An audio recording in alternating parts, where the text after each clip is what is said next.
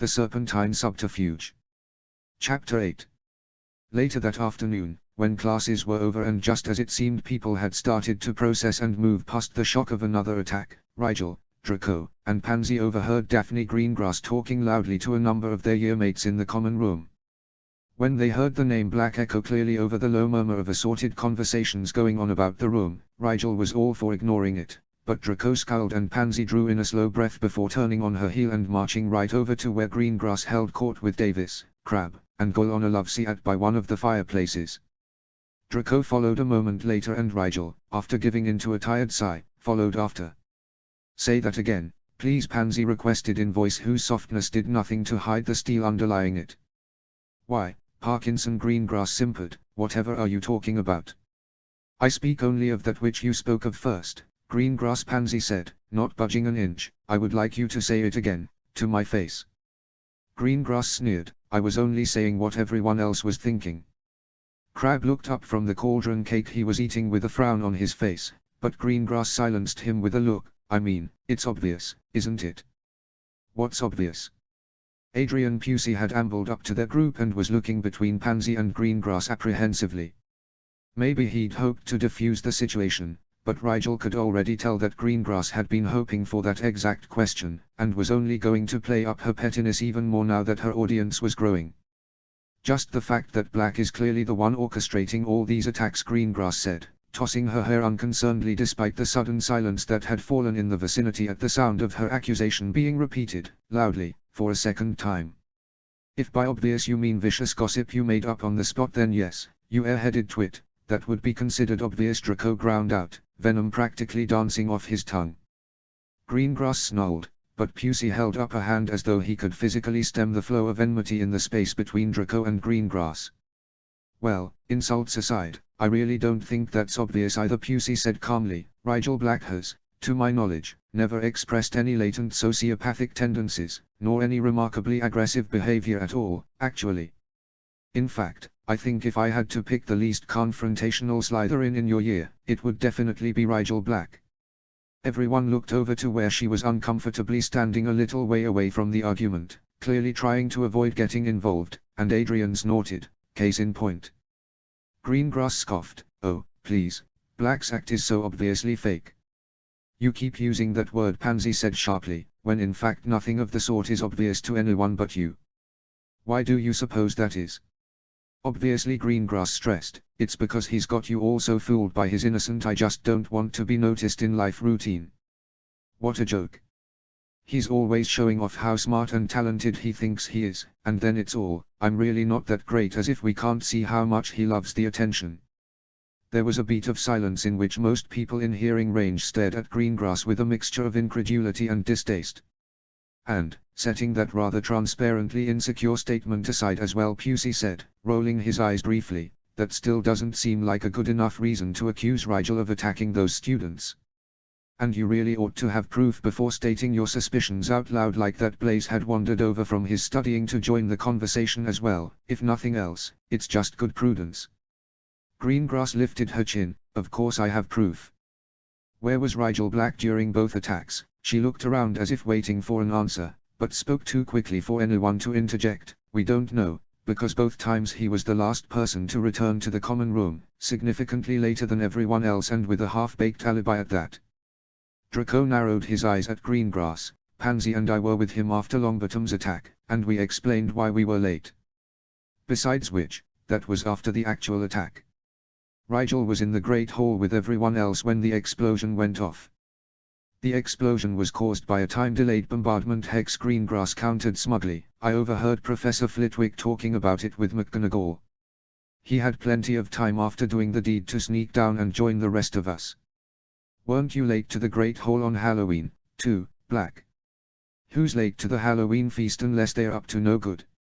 Rigel blinked at suddenly being addressed, despite the fact that the entire conversation was about her. "Yes, I was. A potion I was brewing took longer than I thought." Greengrass smiled like a cat who'd just caught a mouse and was deciding how to eat it. "Oh, you were brewing a potion. How convenient. I suppose you were brewing it alone." "Rigel always brews alone," Pansy said crisply, "as you well know, Greengrass." "I was," Rigel said calmly, but Professor Snape has a ward up around my lab that clocks my entrance and exit every night. He can attest that between the time I left the lab and reached the Great Hall, I had no time to make a detour to the third floor. Greengrass clearly hadn't expected that, but she got around it quickly. Everyone knows you're Snape's favorite. I don't think his word is very reliable when it comes to you. And I don't think second years should cast insinuations on the integrity of our head of house. Miss Greengrass Elisana Selwyn had apparently decided to intervene, head girl badge gleaming on her robe front. Are you quite finished with your baseless accusations? Greengrass, apparently, didn't know when to quit. They aren't baseless. His friends can cover for him the first time, but no one knows where he was last night, and it doesn't make any sense for him to leave a celebration party for his own Quidditch team to go wandering around the castle. Come on, can't you see it? Underneath that vacant expression is a cunning bastard, and he's taking you in for all you're worth. That is enough. Selwyn snapped, 10 points from Slytherin, Greengrass, and don't think I won't be explaining to Snape why the first person to make me take points off my own house all year is an uppity little second year with more cheek than brains. Greengrass blanched, but stood slowly and walked with as much dignity as she could muster back to her dorm room. Davis hovered uncertainly for a moment before following her friend. I'm sure if the rest of you don't have enough to do, Professor Snape would be happy to assign more homework, Selwyn added. The rest of the onlookers dispersed, but Rigel saw several of her housemates shooting veiled looks of speculation her way. Greengrass' words may have been openly disputed, but her goal had been accomplished by the way more than a few people looked away quickly whenever Rigel glanced toward them. Draco observed this as well, and scowled. Idiots. Don't pay them any mind, Rigel. It's obvious you couldn't attack someone if you tried. What about Lee Jordan? None of them were quick enough to pinpoint who had said it, but a small wave of questioning murmurs swept through the common room shortly afterwards. That's true. Heard he was smashed up by the time they found him. Let's get out of here, Draco said, turning to head out of the common room. Pansy put her arm through Rigel's comfortingly and towed her along after Draco. Rigel wasn't exactly thrilled that people would suspect her of all people to be behind this. She was friends with Neville, after all, but she supposed she could see where Greengrass had come up with the idea based solely on her comings and goings. Draco led them straight to the kitchens and plopped down onto one of the tables with an exhausted-sounding sigh. Strawberry tarts, he said to no one in particular, and a moment later a house elf came running over with a towering plate of them. As Pansy and Rigel watched Draco polish away 4 tarts in quick succession, they shared a small smile and Rigel felt her mood gradually grow a little lighter. Save yourself some for dinner, tonight, Rigel suggested. This is dinner, Draco said, pulling his plate of tarts protectively closer. I'm not sitting up there with all those numbskulls who think someone like Rigel could be attacking students. Don't they remember the sleeping sickness? Rigel healed half the kids in the school, just because he could, and now they think he's changed his mind and wants to kill them all. Petrify, Rigel corrected Riley. Whatever, Draco scowled. We can't avoid our housemates, Pansy said reasonably. It'll only make it seem like Rigel is guilty, and we're ashamed. Draco nodded reluctantly. 2 more, he said, and proceeded to tuck away 2 additional pastries into the pocket of nether space Rigel thought he must keep behind his teeth specifically for the storage of tarts. What should we do tonight, then? Pansy asked as they stood from the table and thanked the house elves. Binny was nowhere to be seen, so they supposed she was working in another part of the castle. I have homework to work on, Rigel said vaguely. No, you don't, Draco said flatly. You finished it all this afternoon. It's self-study stuff, Rigel said, smiling innocently. It was kind of fun, vaguely lying to Draco, now that he knew she was doing it but didn't get really upset over it anymore. Okay, Draco said wearily, playing along. What are you self-studying, then? Runes, Rigel said. Draco looked momentarily triumphant. Then just come back to the common room with us and ask Blaze. I can't just ask Blaze every time I want to learn something about runes, Rigel said, amused. I'll save his help for the really tricky stuff. Sure you can, Draco said, shrugging. Blaze loves it when people ask him stuff. I swear, he's going to be a professor when he grows up, the way he gets giddy over explaining things to people.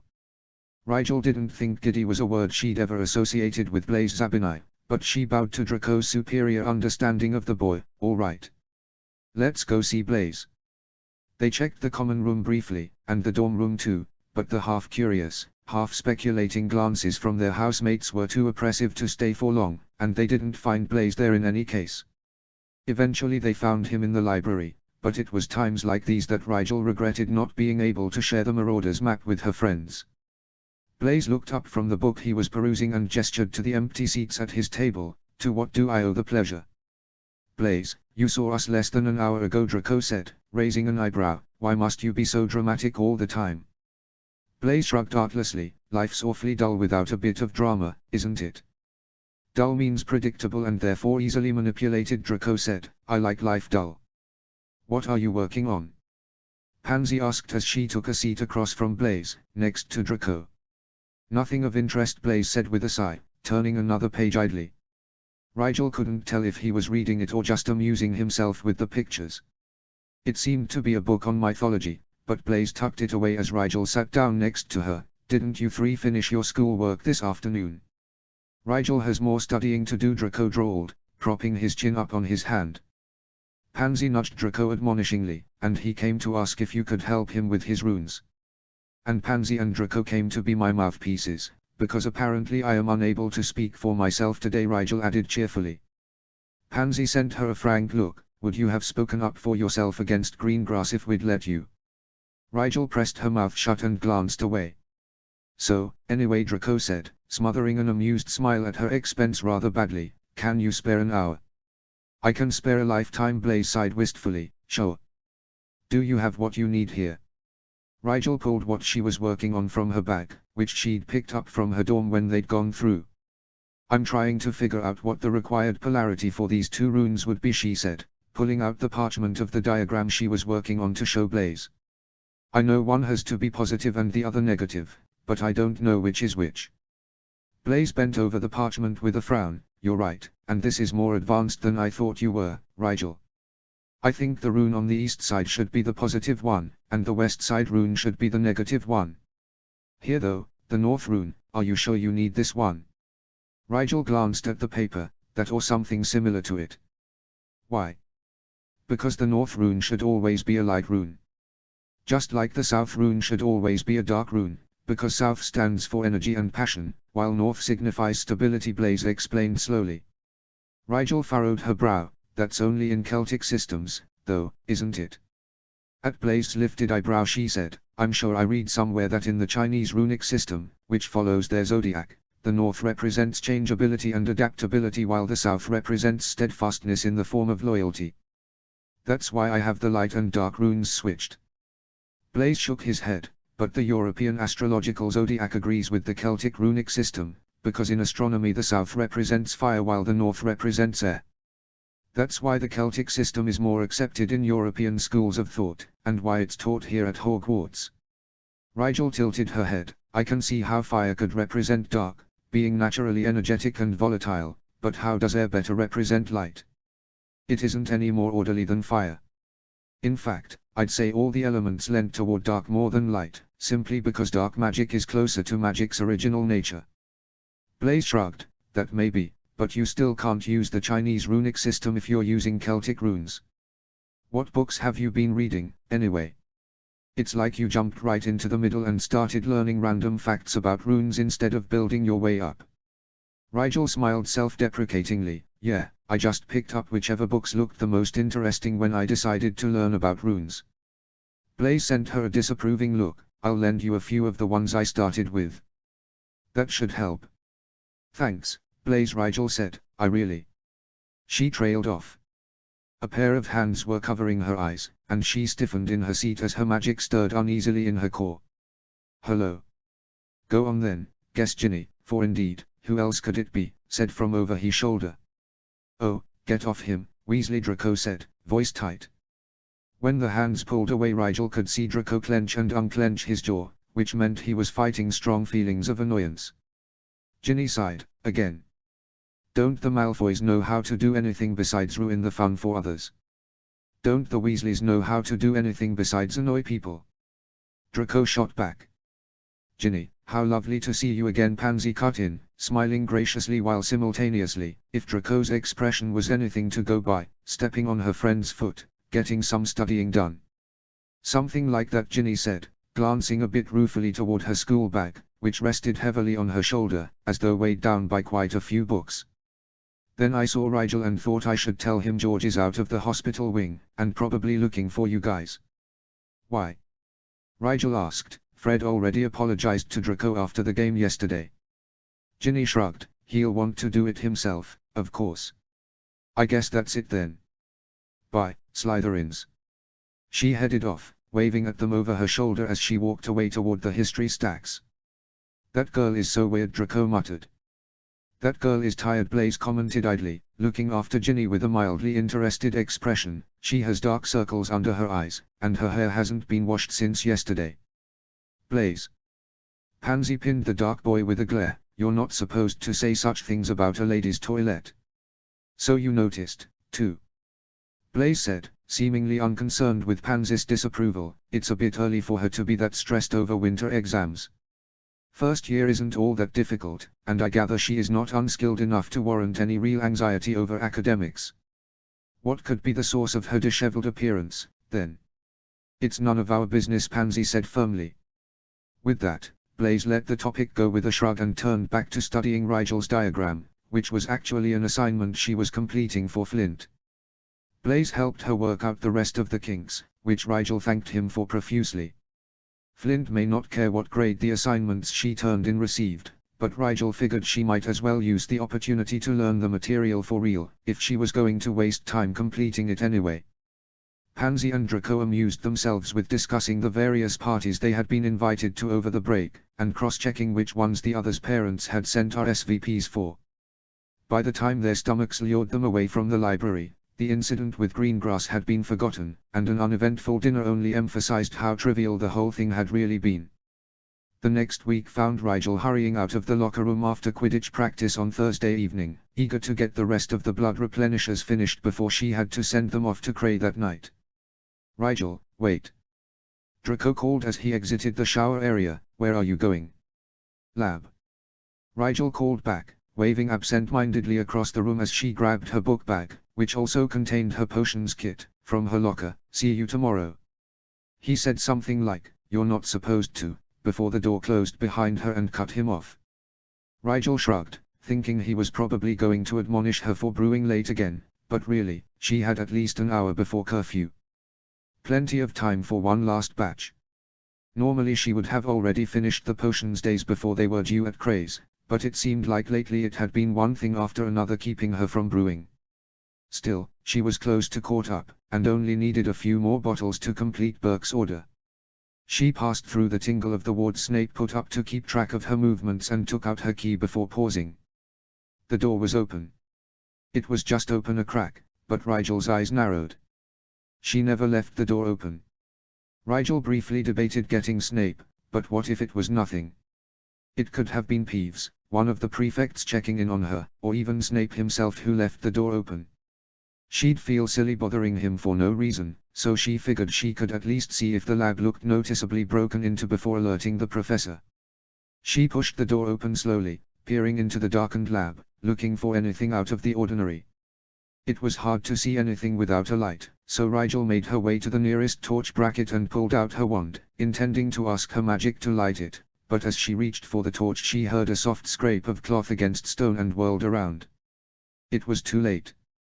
She was knocked to the ground with a hard push to her shoulders and a swift kick to her feet. Rigel stuck her own foot out, sweeping it toward where she thought her attacker's feet were, but her eyes weren't adjusted to the darkness of the lab, lit only in the area around the door by the hall torches, and she missed.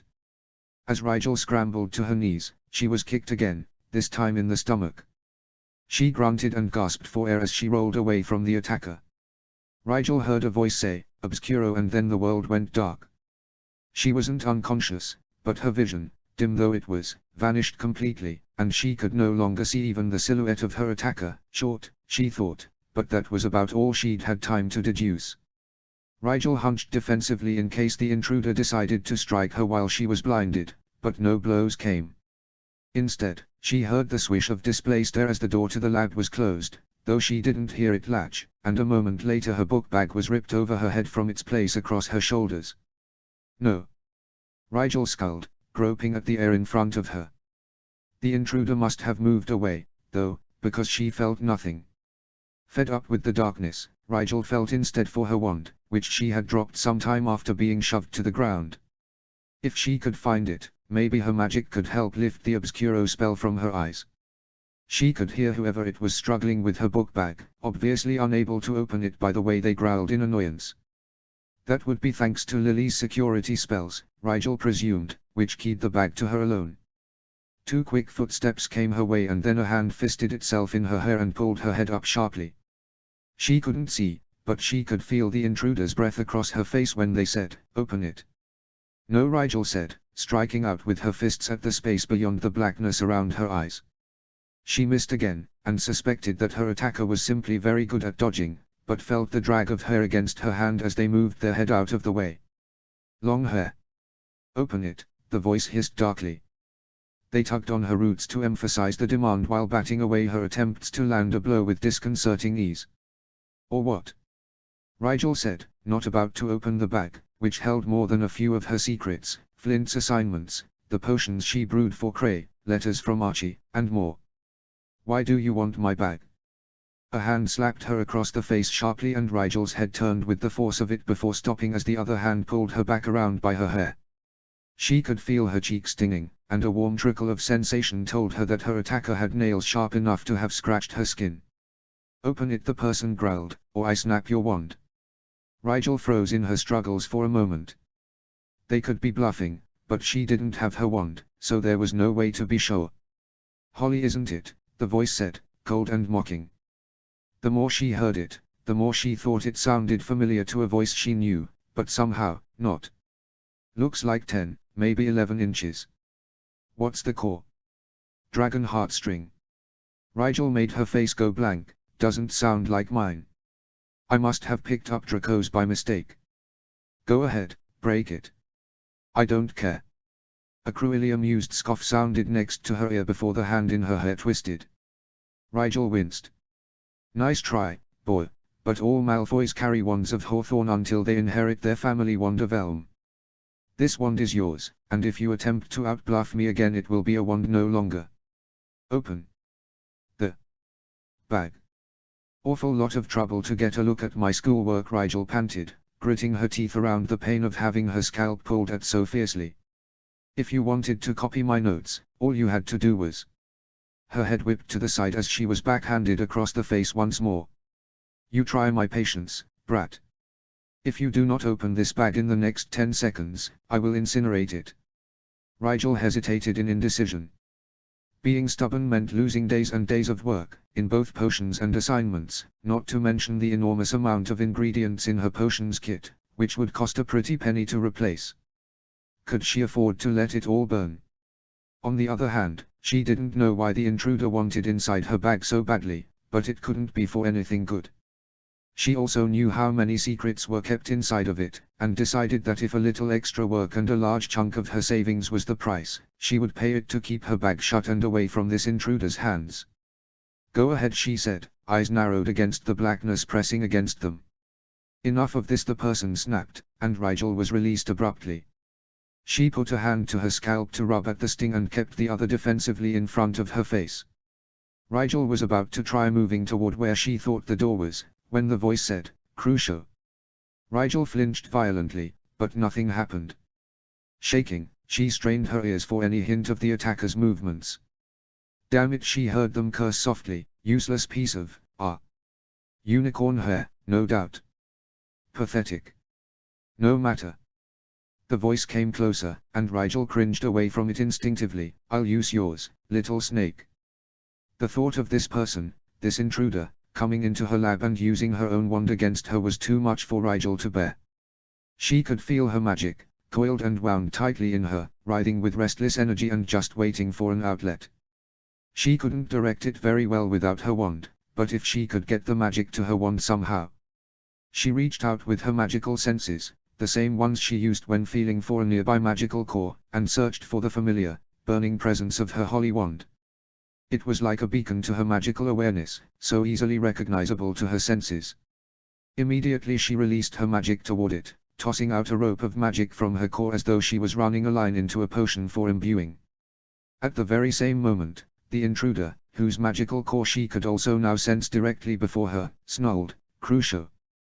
Her body tensed, but her mind was focused on her magical senses completely. Feeling magic was like seeing with another set of eyes, ones that only saw magic and nothing else.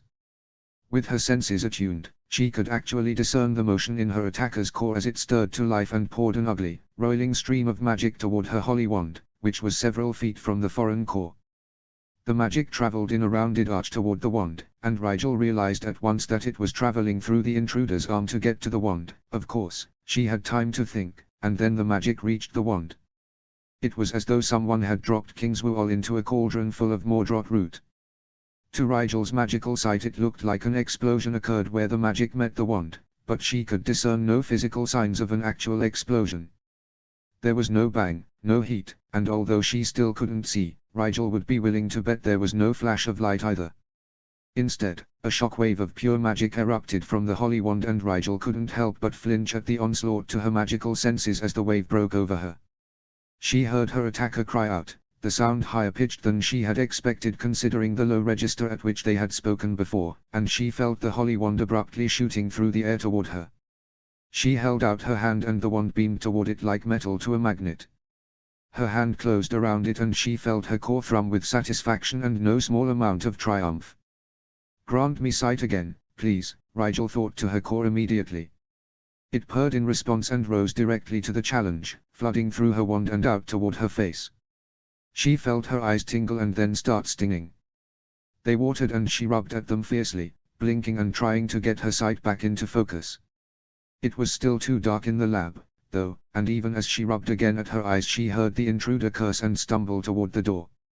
Rigel groped in the darkness, squinting at the floor, and, with much relief, located her book bag. She yanked it toward her just as the door to the lab swung open. She lifted her head to catch sight of the intruder leaving, but the light from the corridor torches was too much for her eyes, which were no doubt overdilated from both fear and the prolonged stint in darkness. A stabbing pain shot through her eyes and they teared up again immediately. She could only make out a blurred figure, in what she thought was a black cloak, darting through the lab door before it was slammed shut again. Rigel sagged against the stone floor for a moment, then hauled herself up, still rubbing at her eyes with one hand as she stumbled across the room in the dark and over to the door. She pulled it open, shielding her eyes against the low torchlight. The corridor was empty. She pulled out the map and said, I solemnly swear that I am up to no good, but there were several dots moving through the dungeons just then, probably because it was so close to curfew that everyone wanted to get back to the common room, and her eyesight was still too blurred to make out the tiny labels next to the even tinier dots. She cursed, but tucked the map away and instead hurried down the corridor toward Snape's office, which had never seemed so far away. She groped at the handle without knocking, and yelped when her hand received a nasty shock from the polished silver. An amused voice sneered at her from through the wood, I did warn you, Albus, that if you persisted in entering my chambers without knocking, there would be consequences. The door clicked open and Snape's annoyed expression quickly melted away into one of muted shock and impatient concern. Black. What are you doing here at this time of? He broke off at the sight of her, eyes streaming, blood dripping sluggishly down her cheek, cradling her recently electrocuted hand in the other. What happened? He snapped. Break in, Rigel said shortly, in no mood to be civil. In my lab.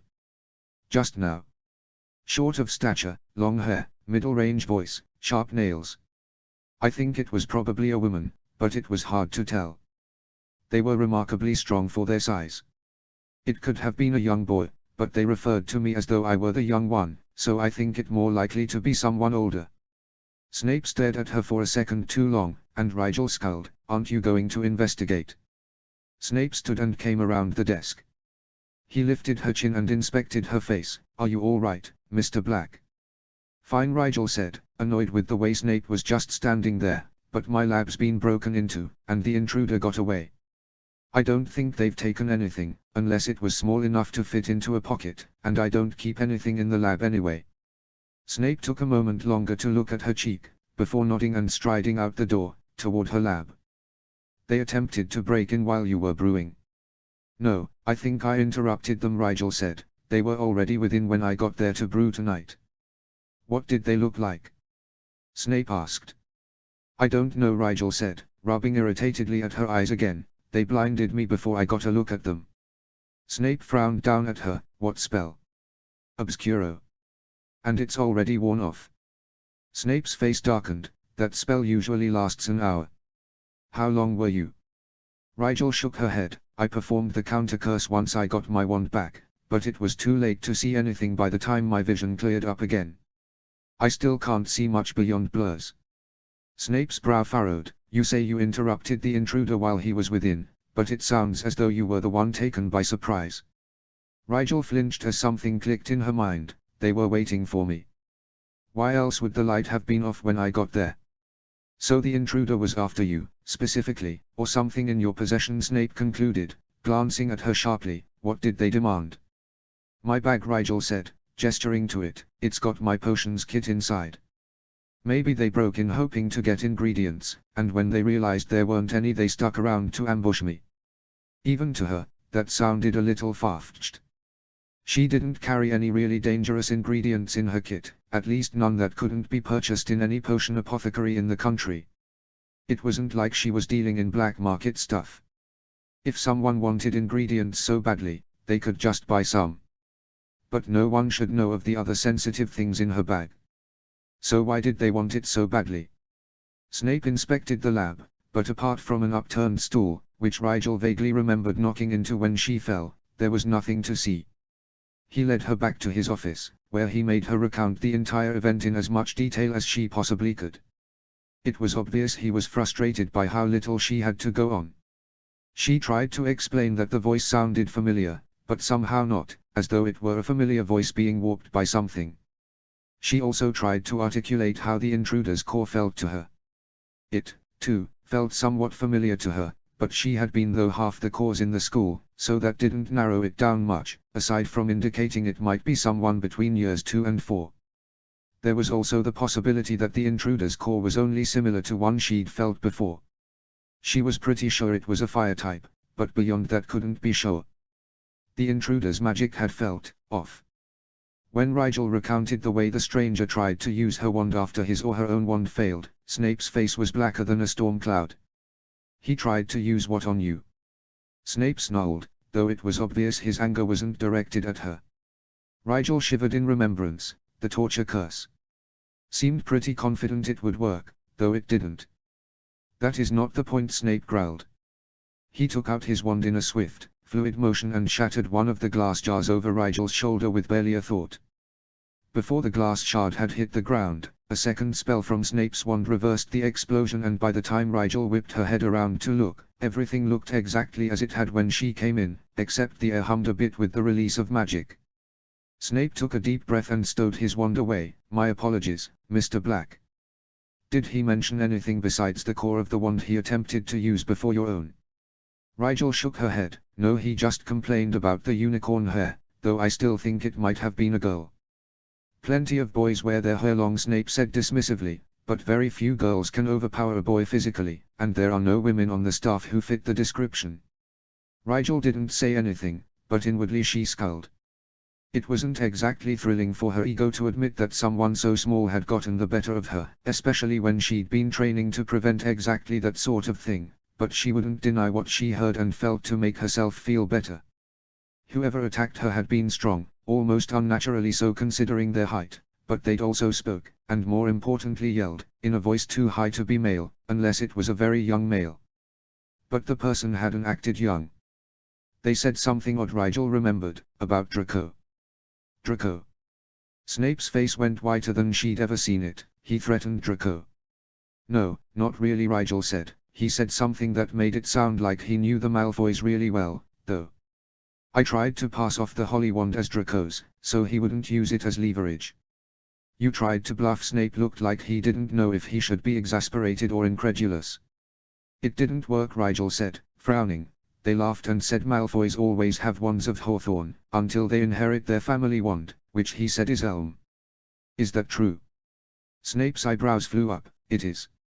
However, not many people know that the wand used by the Malfoy patriarch is not his original wand. That narrows the list down, considerably. Eventually, Rigel was escorted to the hospital wing, where she was given a calming potion and a pair of pajamas, with strict instructions to stay in the ward for the night, in case she went into shock. Rigel took the calming potion without much complaint, refused the pajamas adamantly, and tried, unsuccessfully, to explain that she didn't need to stay overnight. Madame Pomfrey was dead set against it, but Professor Snape, in a stroke of mercy that Rigel would be forever grateful for, overruled her. He took her back to the Slytherin common room himself, with instructions not to expose her eyes to bright lights for the next 24 hours, in other words, no going outside the next day. Rigel thanked Snape for his help, and slipped into her dorm room quietly. The other boys were asleep, so Rigel didn't have to bear more questions about her evening. Her emotions were muted by the calming potion, but she rubbed her newly healed cheek absently as she drifted off to sleep. She barely remembered to ask her magic to wake her up earlier than usual, since she still had to make those last few blood replenishers before sending an owl off to Cray. As her eyes drifted shut, she felt strangely detached from the night's events. She knew the calming potion was skewing her perception a bit, but was grateful for it. The last thing she wanted to do was go to sleep directly after something like this with all the burning emotions of fear, anger, and anxiety fresh in her mind. Her nightmares were, frankly, bad enough without this new addition. But then, when had things ever stopped at bad before proceeding to worse? Oh. HP. Oh. Winter finals week was a strange mix of agonizing stress and comfortable familiarity for the castle. For all the anxiety the exams produced, they were a point of grounded reality amidst the chaotic, uneasy atmosphere caused by the shadows and fear and uncertainty lurking about Hogwarts in the wake of two obviously connected attacks. Rigel had an unexpected break during exam week in terms of her free time. She had finished all of Flint's final projects for the semester and wouldn't have to complete his winter homework until over the break. Her own tests weren't terribly challenging, and in any case Draco and Pansy roped her into studying along with the other second years, so she was more than prepared. With no homework for once, no Quidditch practice, due to the entire team threatening not to show up, and no orders for Cray due until she got home, Rigel spent most of her time making sure she was fully caught up with Arch's AIM syllabus. She went over and over the material, especially the healing, in case she was grilled by one of her family members. They would board the train home on Friday morning, so Thursday evening Rigel collected all the library books she had checked out, intending to return them before leaving for break. Madame Pince shot her a nasty look when she deposited her stack on the checkout counter, and made a show of checking each one for damage before sorting it in the designated return pile. Rigel turned to go, but Pince called her back. "Black." "Yes," Rigel said politely, turning back around. Pince held out a book with a sniff. "This is not a library book." Rigel looked at it. It was a book on auras, one of the many she had checked out over the past few weeks. "Are you sure?" "I checked out a lot on this subject." Pince glared at her indignantly. "I know every book in this library, Mr. Black." "That is not one of them." Rigel took the book back puzzledly, but after a moment remembered. "Ah, my mistake. Sorry, Madame Pince." The librarian only sniffed again and resumed her book sorting work. Rigel tucked the book into her bag, which she had taken to carrying everywhere in a recent bout of paranoia. She remembered now that she had borrowed that particular book from Fred. She walked up to the Gryffindor common room and knocked gently on the Pink Lady's portrait. She knew the Gryffindors called her the Fat Lady, but that seemed a bit rude to Rigel. It was Pavati Patil who answered the door. "Yes," she said suspiciously, taking in Rigel's Slytherin tie. "Are any of the Weasleys in the common room?" Rigel asked. "Any of them?" Patil raised an eyebrow. "A few, yeah." She paused, looking Rigel over. "It's Rigel Black, isn't it?" Rigel nodded. "Yes, we have potions together, and a few other classes, I think." Patil looked amused. "I know." Then her face grew solemn. "You're the one who found my sister, aren't you?" At Rigel's wary look, Patil glanced around the corridor and said, "McGonagall told me, when she brought me to the hospital wing." "Did you see?" Rigel shook her head. "I don't know what did it, sorry." "Are you, well, how are you holding up?"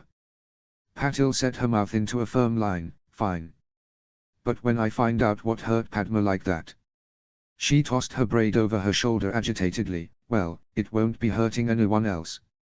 Ever. Rigel couldn't argue with that sentiment. Patil shook her head as if to clear her head. Let me see which Weasleys are free. She disappeared back into the common room, and a few moments later Ginny Weasley stuck her head out of the portrait hole. Rigel. Come to say goodbye to my brothers. You know they'll only accost you on the train anyway tomorrow. Rigel smiled a bit fondly. Yes, I imagine they will. I just came to return a book to the twins. Could you give it to them for me? Ginny shrugged her shoulders, and Rigel realized suddenly how stooped they were. She did look tired, now that Rigel was paying attention. Come on in, and you can give it to them yourself. They always like seeing you, and Ron's in here as well. Percy, actually, I don't know where he is. She screwed up her face to think, oh, right, he's probably with his girlfriend. Don't tell the twins he's got a girlfriend, though, okay. They'd ruin Percy's holiday teasing him about it.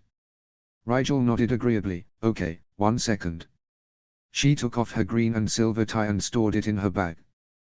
Ginny raised an eyebrow. You know that's not really fooling anyone, right? Everyone knows you're a Slytherin. Rigel nodded. I know, but there's no sense in flaunting the fact that a Slytherin is semi-welcome in the lion's den. What's semi supposed to mean? Ginny shot her an admonishing look. Course you're welcome. If the Weasleys like you, everyone likes you, in Gryffindor, at least. Our family is like the Malfoys of Gryffindor. She giggled at her own comparison, though Ron at least would have my head for saying it like that. Rigel followed Ginny through the portrait hole and over to the fireplace. The Gryffindor common room was lively that night, since everyone was now done with exams and keen on spending a few more hours with their friends before break. Guiltily, Rigel thought that's what she should be doing, too, and promised herself to make this quick. Ron greeted her absently when Ginny announced their presence, being completely engrossed in a game of wizard's chess against Oliver Wood. Wood, who appeared to be losing rather badly, was more eager to embrace the diversion. Black. Nice shot at the end there, Wood said enthusiastically. Been meaning to tell you. Rigel's brain took a moment to realize he was talking about the Gryffindor-Slytherin Quidditch game, and marveled that he could jump straight into a remark like that without reference or transition, as though everyone were always thinking about Quidditch all the time. Thanks, Wood. Your chasers are really something, Rigel said honestly. Aren't they? Wood beamed with pride, before deflating a bit. Now if only we could scrounge up a seeker like your Malfoy. Handy with a broom, that one. He'll thank you for saying so, Rigel said, amused. I'm sure you'll find one next year. Too right he will, Ginny piped up, as next year I'll be trying out. Ron wasn't so engrossed in the chess game that he didn't have time to snort derisively, for which Ginny sent him a resentful look. Good, Wood said, nodding obliviously. I always like a good Weasley on the team. Fred and George came bounding up out of nowhere and both slung arms around their captain's shoulders. Talking about us again, mon capitaine. George said, grinning. I think we're starting to blush, Fred said, sighing like a swooning maid. Are we?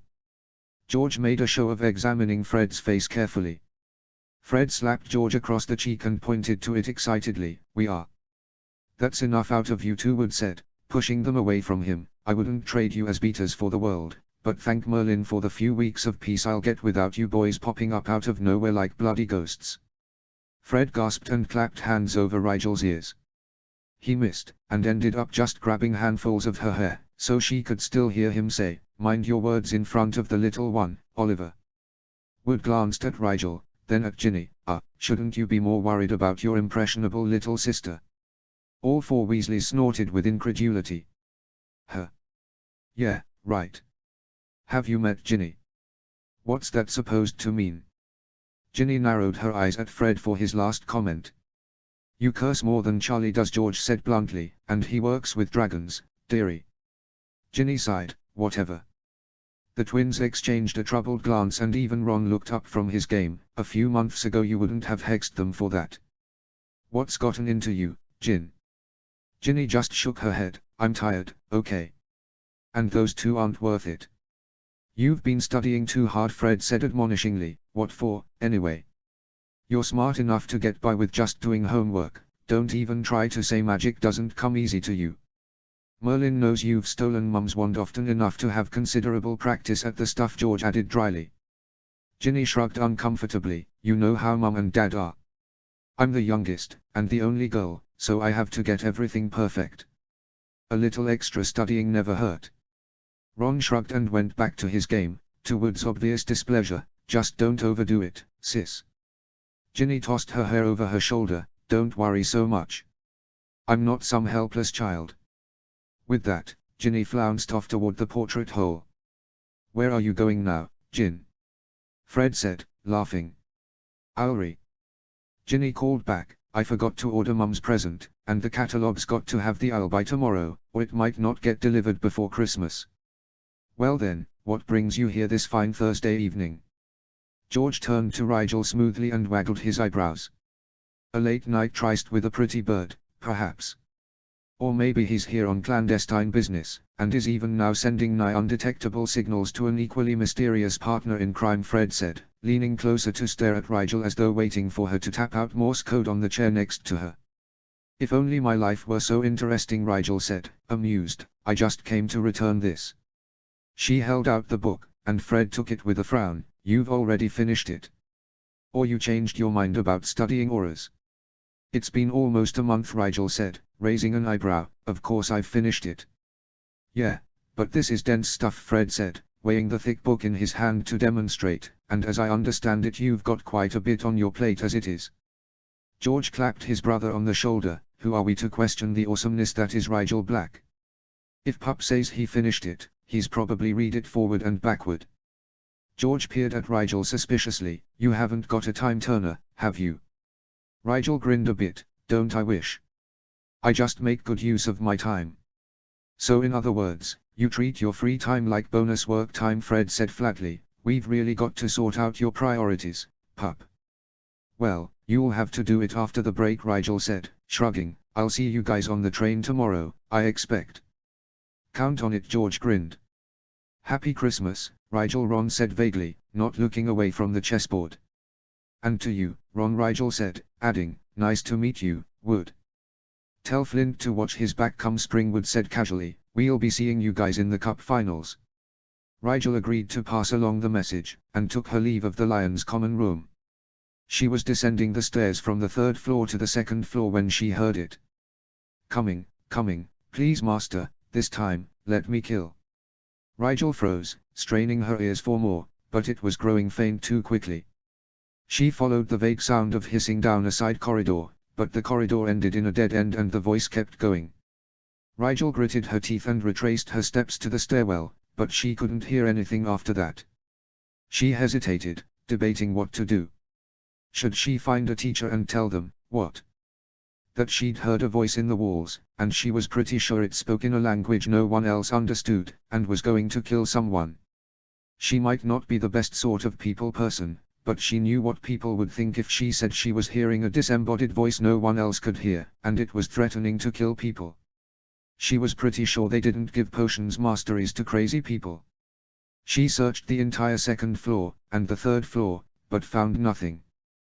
There was no explosion, even 15 minutes later, so Rigel began to think that perhaps the voice was just a hungry snake, and had nothing to do with the attacks.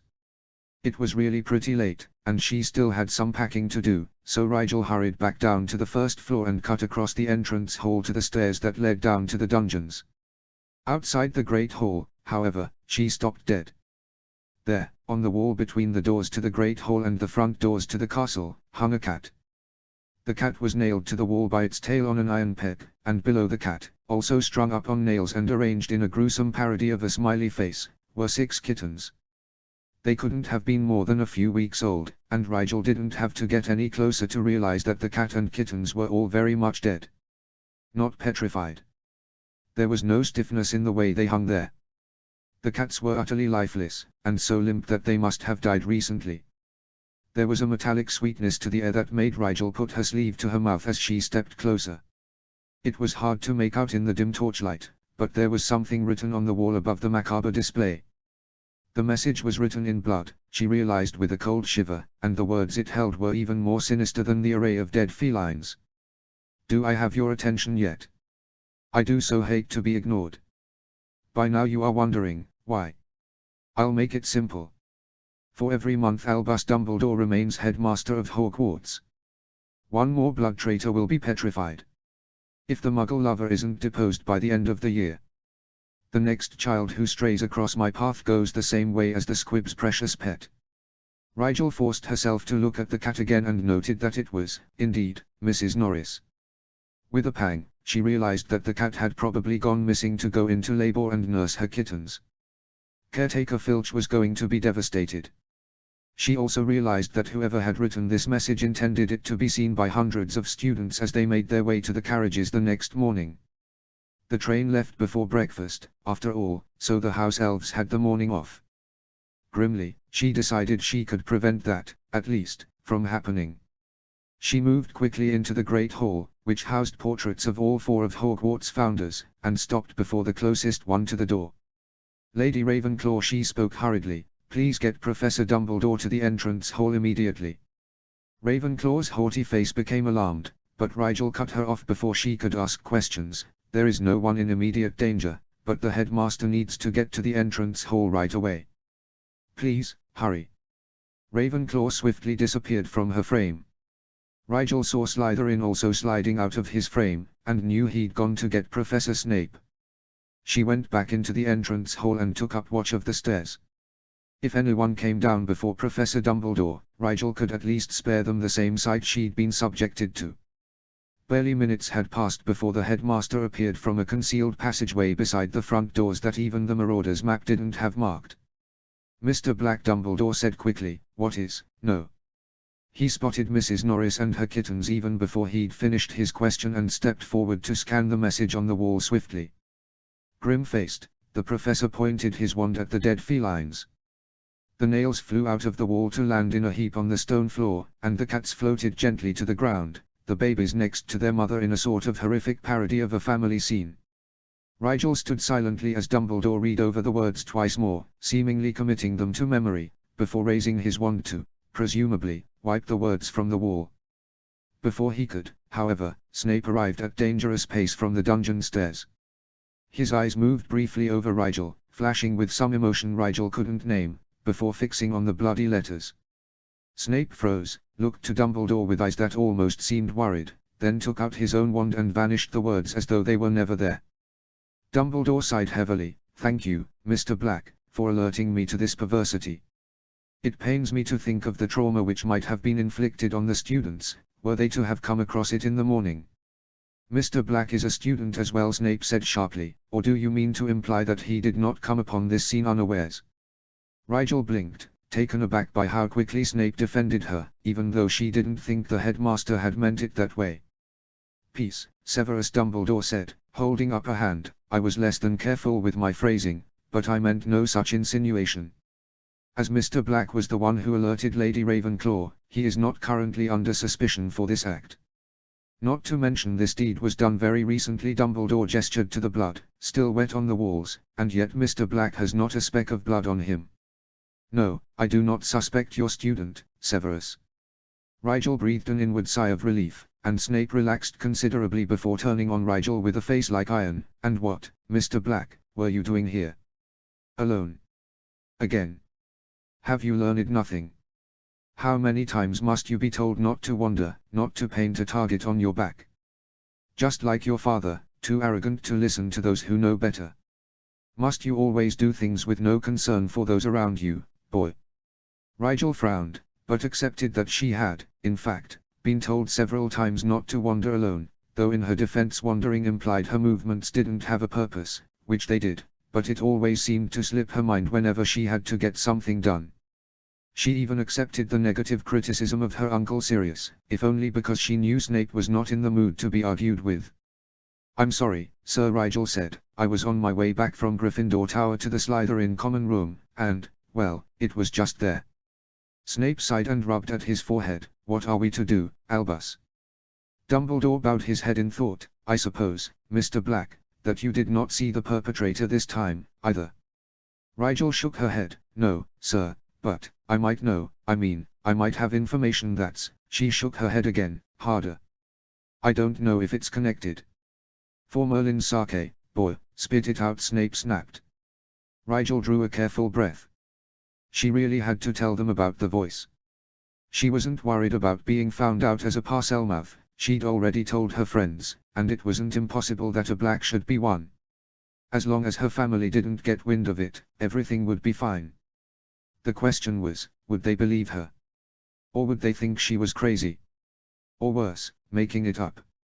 I heard something just before I found Mrs. Norris, Rigel said slowly, ignoring the way both professors' eyes snapped to hers attentively. I heard something similar the night Patil was attacked, too, but at the time I didn't think it was related. Now, it seems too great a coincidence to ignore. What did you hear, Mr. Black? Dumbledore prodded gently. When it became clear she was uncomfortable revealing it, whatever it was, it will not go beyond Severus and I.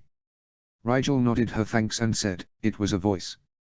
I heard it in the walls, I think. The first time, I was following the voice, and that's why I was so close to the explosion when it went off. This time, I tried following it earlier, but I lost it on the second floor. Both times the voice seemed to be answering a call of some kind. It kept referring to someone as master and it said it was hungry. It said, it wanted to kill something.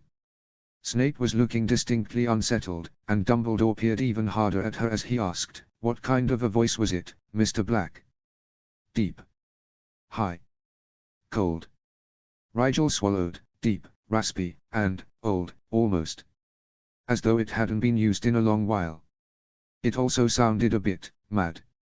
It didn't speak in sentences, just words and disjointed phrases. Also, it wasn't speaking in English. Rigel grimaced as she admitted, it was speaking in Parcel tongue. There was a moment of complete silence, in which both professors stared at her with equal parts shock and dismay. You are sure? Snape barked out through gritted teeth. Yes, Rigel said firmly. Snape whirled and began to pace. Impossible, he spat, how can he have? We do not know it is he, Severus Dumbledore said softly. Snape scowled at Dumbledore, of course it is. Who else speaks the serpent tongue? Who else would make such threats, such demands? Who indeed? Dumbledore said, glancing meaningfully at Rigel, the only thing clear is that we do not possess a full accounting of the snake speakers in this world. Snape threw Dumbledore an impatient look, surely you do not think there could be another? Would two unknown Parselmouths in the school be more unbelievable than one? The headmaster asked mildly. The odds of such a thing, no, Dumbledore, you and I both know who is behind this now. Don't deny that you suspected it from the beginning, Snape added sharply. After the sickness, you knew that he would try again. Severus Dumbledore said sharply. Snape glanced toward Rigel, scowled, and snapped his mouth closed with an audible click. Rigel forced her face to be expressionless, but inside her mind was whirling. What did all this mean? Both Dumbledore and Snape knew of another Parselmouth, one who was still alive, and who meant Dumbledore ill will. One who they also suspected to have a hand in the sleeping sickness. Unbidden, Riddle's smiling face flashed through Rigel's mind, and though her gut was telling her it had to be him, part of her rational mind insisted there was not enough proof to point fingers so directly just yet. I think it is time for Mr. Black to get some sleep, Dumbledore said, turning to Rigel. You have been most helpful tonight, Mr. Black, but you have a long train ride ahead of you tomorrow, and I hope you do not dwell on this matter over your holiday. Rest assured, action will be taken to prevent a recurrence of this tragedy before the year is out. For now, put it from your mind, yes. Rigel nodded obediently, though of course she had no intention of just forgetting what she'd seen. Snape might have erased the message on the wall, but the threat the words expressed wasn't gone along with it. A man's cat had been killed that night, along with half a dozen defenseless kittens, simply to make a deadly point. This person was willing to stoop to any low to achieve their goal. Snape put a hand on her shoulder and pulled her down the stairs and into the dungeons. I trust you will not tell the other students of what you saw tonight. Snape said, his quiet voice easily audible in the empty dungeon corridor. Rigel looked up at him. I will say nothing, but would it be too forward of me to ask the same of you, sir? Snape raised an eyebrow. It's not that I think you'll go blabbing to the other students, Sir, Rigel said quickly. Draco and Pansy already know, in fact, but my family. Snape stopped walking to look Rigel in the eye. Your family is unaware of your gift. Gift, Rigel thought bemusedly. She'd never considered her ability a gift before. I only found out last winter, Rigel said. I wasn't sure, I don't know if they would understand. It's widely considered to be a dark gift, and while I personally have no prejudice against either light or dark magics, my father especially is. Rigel hesitated, realizing belatedly that Sirius would probably not want her sharing his personal beliefs with Severus Snape, but she had already spilled too much, so she simply said, "He is greatly troubled by his own experiences with dark family magic, and has always strove to shield me from the influence of the Black Legacy." Snape nodded slowly. "You believe that your father would see your ability as a sign of the Black family magics, dark magics, manifesting in you, and influencing you counter to the way he has raised you?" "Yes," Rigel said. "Also, as Parseltongue doesn't run in the Black family, there is a possibility I inherited it matrilineally. I don't like to bring up things connected to my mother, much. It pains us both." Snape said nothing to that, merely nodded his head abruptly and strode on toward the common room. After a time, he said, "I will keep your gift to myself, of course, Mr. Black. If you do require counsel on the matter," however, he cleared his throat awkwardly, "I have some experience in the matter, and a great accumulation of knowledge on the subject besides. Do not hesitate to come to me with queries or concerns regarding this talent, understood?" Rigel nodded and gave Snape a small, grateful smile. "Thank you, sir. I'm sorry I was out after curfew again," she added. Snape looked like he was seriously considering an eye roll. "What am I to do with you, Mr. Black?" "You could give me extra potions homework over the break," Rigel said blithely. Snape shot her a distinctly amused glance. "I believe punishments are meant to be unpleasant, Mr. Black." Rigel screwed up her face in mock contemplation. "You could give me an essay on Bubotubapus." Snape actually smirked at her. "You write so many essays, Mr. Black. Perhaps a practical lesson on that subject instead." Rigel wrinkled her nose. "Please don't. I shall never go wandering again." "See that you don't, Mr. Black." Snape was completely serious once more. "The castle isn't safe, as I've told you before. I know this time you were merely passing through the wrong place, but if you hear the voice again, alert a teacher, don't chase it. And try to keep a low profile next semester." Rigel sighed, but nodded dutifully. "I will try, sir. Have a good holiday. 3 odd weeks without shrieking brats to ruin my morning coffee." Snape snorted. "I shall, Mr. Black." He gave the password and Rigel stepped into the common room with one last farewell. The common room was empty, and when she slipped down the second-year corridor and into her dorm room, the lamp was already put out. She could hear Theo's snores and Draco's restless leg movements. Blaise slept unnaturally silently, but she could see the lump where he liked to burrow completely under the covers. In that moment, she was fiercely glad she had been the one to find the message that night. Glad that, as disturbing and frightening as it had been, she was the one to deal with it. Pansy would never see dead kittens hanging from rusty nails, and Blaise would never smell sickly sweet blood as it dripped from the wall. Theo wouldn't picture Riddle's smiling face over his shoulder as he tried to sleep, and Draco wouldn't lie awake wondering what it all meant, and if his friends were going to be safe, and what, if anything, he could do to protect them. Rigel would take all of that and more, so long as it meant her friends were spared the same fate. Oh. HP. Oh. The students made their way to the carriages the next morning with cheerful abandon, completely oblivious as they passed by the Great Hall, chatting and laughing with their friends. Rigel, Draco, Pansy, Millicent, Theo, and Blaise snagged their usual compartment and went over their various plans for the winter break. Most of them had been invited to the same balls and soirees, so it was really a matter of seeing who was attending what. "What about?" Theo glanced at Rigel with a sheepish little grin. "Well, you know, the SAO party fundraiser." Rigel did know, as did everyone else in the compartment. Every year, on New Year's Eve, the SAO party held a gala at the home of one of its prominent members. It was officially a fundraiser, but unofficially it was the event of the winter season. Not everyone invited supported the party. In fact, as far as Rigel knew, Riddle made it a point to invite both light and dark representatives each year, but everyone who attended was of note in the wizarding world. Rigel's parents always received invitations, simply by virtue of being the main, only, branch of the Potter family. They never went, but that didn't stop the invitations from coming. The strangest part was that although they called it a fundraiser, no one who came was expected to give money.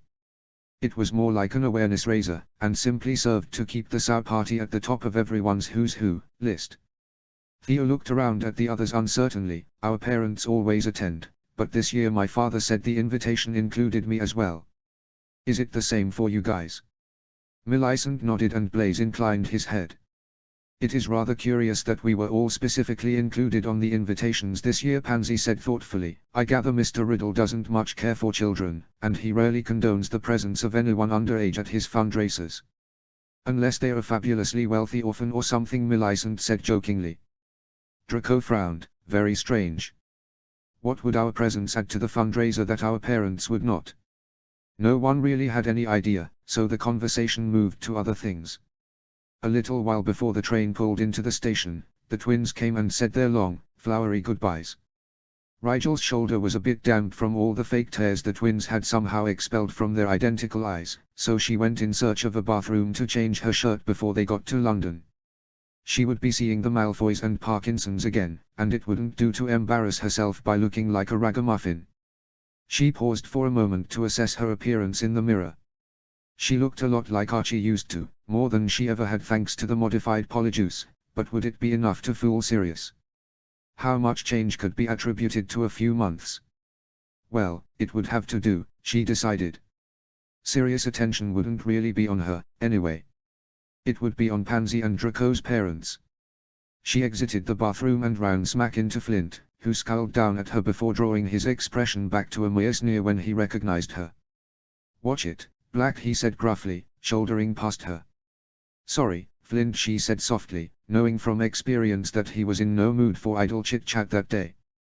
Rigel didn't know why he went home for break, if he hated it so much there, but it wasn't her place to ask.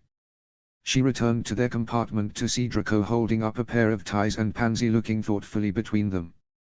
The green might be too provoking, she said thoughtfully, but the crimson-striped silver is too pandering. What are you guys doing? Rigel asked with amusement.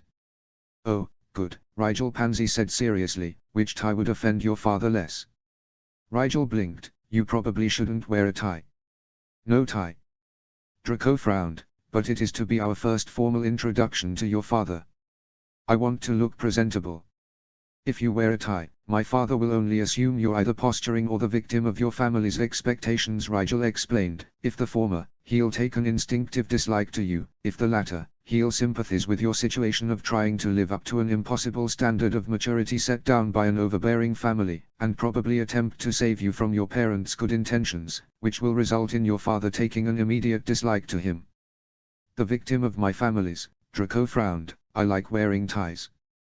They make me look taller. Rigel smiled slightly. He'll never believe that. Dad is of the opinion that any 12-year-old who likes formal clothing has been brainwashed. You should have heard the lecture he gave my Aunt Lily a couple years ago when my cousin Harry showed up to Christmas dinner in formal dress robes. Miss Potter enjoys dressing up? Pansy asked curiously. Not really, Rigel shrugged. Everything else she owned had potion stains on it that day, but Sirius was offended nonetheless. Draco sighed. No tie then. Merlin, but your family is complicated, right?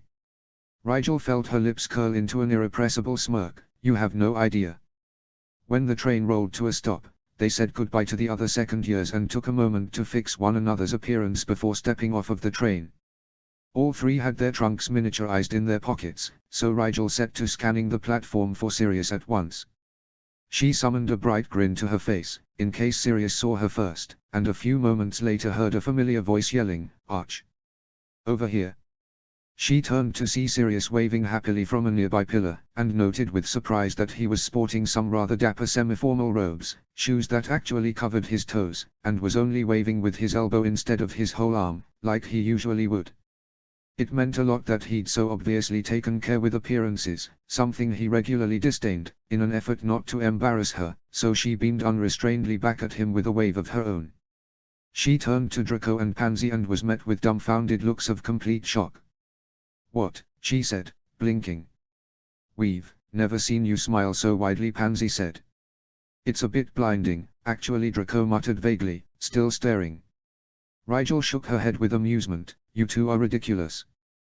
Come on, let's collect our parents and get this over with. There was no need, however, as the Parkinsons had met up with the Malfoys already, and were spotted heading toward them by Pansy. Rigel motioned Sirius to come toward them as well, and all three families sort of met in the middle. Pansy hugged her parents quickly, and Draco received a warm shoulder squeeze from his mother, while Sirius ruffled Rigel's hair energetically, and she replied by discreetly kicking him in the shin. Sirius only laughed, though the odd look Pansy sent her told Rigel she hadn't been discreet enough. Rigel figured she should start, being the only one who knew everyone officially. "Hello Mr. and Mrs. Malfoy," she said, nodding politely to Draco's parents, "and to you as well, Mr. and Mrs. Parkinson." "Wonderful to see you, as usual," Rigel Narcissa said fondly. "As most of you know, this is my father, Sirius Black," Rigel said, stepping a bit to the side so that Sirius could greet everyone properly. "Dad, these are my best friends, Pansy Parkinson and Draco Malfoy, and their parents." Sirius smiled genially down at the other two second years and said, "Pleased to finally meet the friends Archie talks so much about. You will have to come over to Grimmauld Place sometime, so I can grill you properly about what my son's been up to at school. He's remarkably close-lipped about his Hogwarts adventures, considering what a chatterbox he usually is." Rigel could feel herself flush slightly as a few of the Malfoys and Parkinsons turned skeptical eyes her direction. "How can they compare to your adventures, Dad?" she said lightly. "You'd only be bored over my dull antics." Sirius tried to sheepishly disclaim any such adventures, but Narcissa smiled knowingly. The infamous Sirius Black would surely never deny his own legend. Sirius just shrugged, then said, "And how are you, Cousin Sissy? This one still treating you all right?" he asked, with a nod in Mr. Malfoy's direction. Draco's eyebrows drew together apprehensively, but Mr. Malfoy only looked amused, as if this were an old, nearly forgotten joke. "You can see that he is," Narcissa said slyly, "if only because he retains full use of all his limbs." Mr. Malfoy drew his wife's hand to his elbow with a look of fond exasperation on his face. "Threats again, my dear. You know I respond much better to flattery." Rose Parkinson laughed gaily, Sirius joined in with a hearty chuckle, and just like that any awkwardness was dispersed. "Rose, your laugh is ever a sound for sore ears," Sirius said, smiling genuinely at Mrs. Parkinson. "If your ears are sore, you ought to have young Rigel make you a potion for them," Rose said, grinning. Sirius glanced at Rigel with a bemused expression. "I suppose I could, though I've no doubt Harry would be rather offended by the snub." "Miss Potter." Narcissa's eyebrows rose slightly. "Why would that be?" "Well, Harry's always been the family's unofficial potion supplier," Sirius said, shrugging. He seemed oblivious to the veiled confusion his words were inspiring in the group, though Rigel certainly wasn't. She would have to explain that comment at some point. Practically born in a cauldron, that one.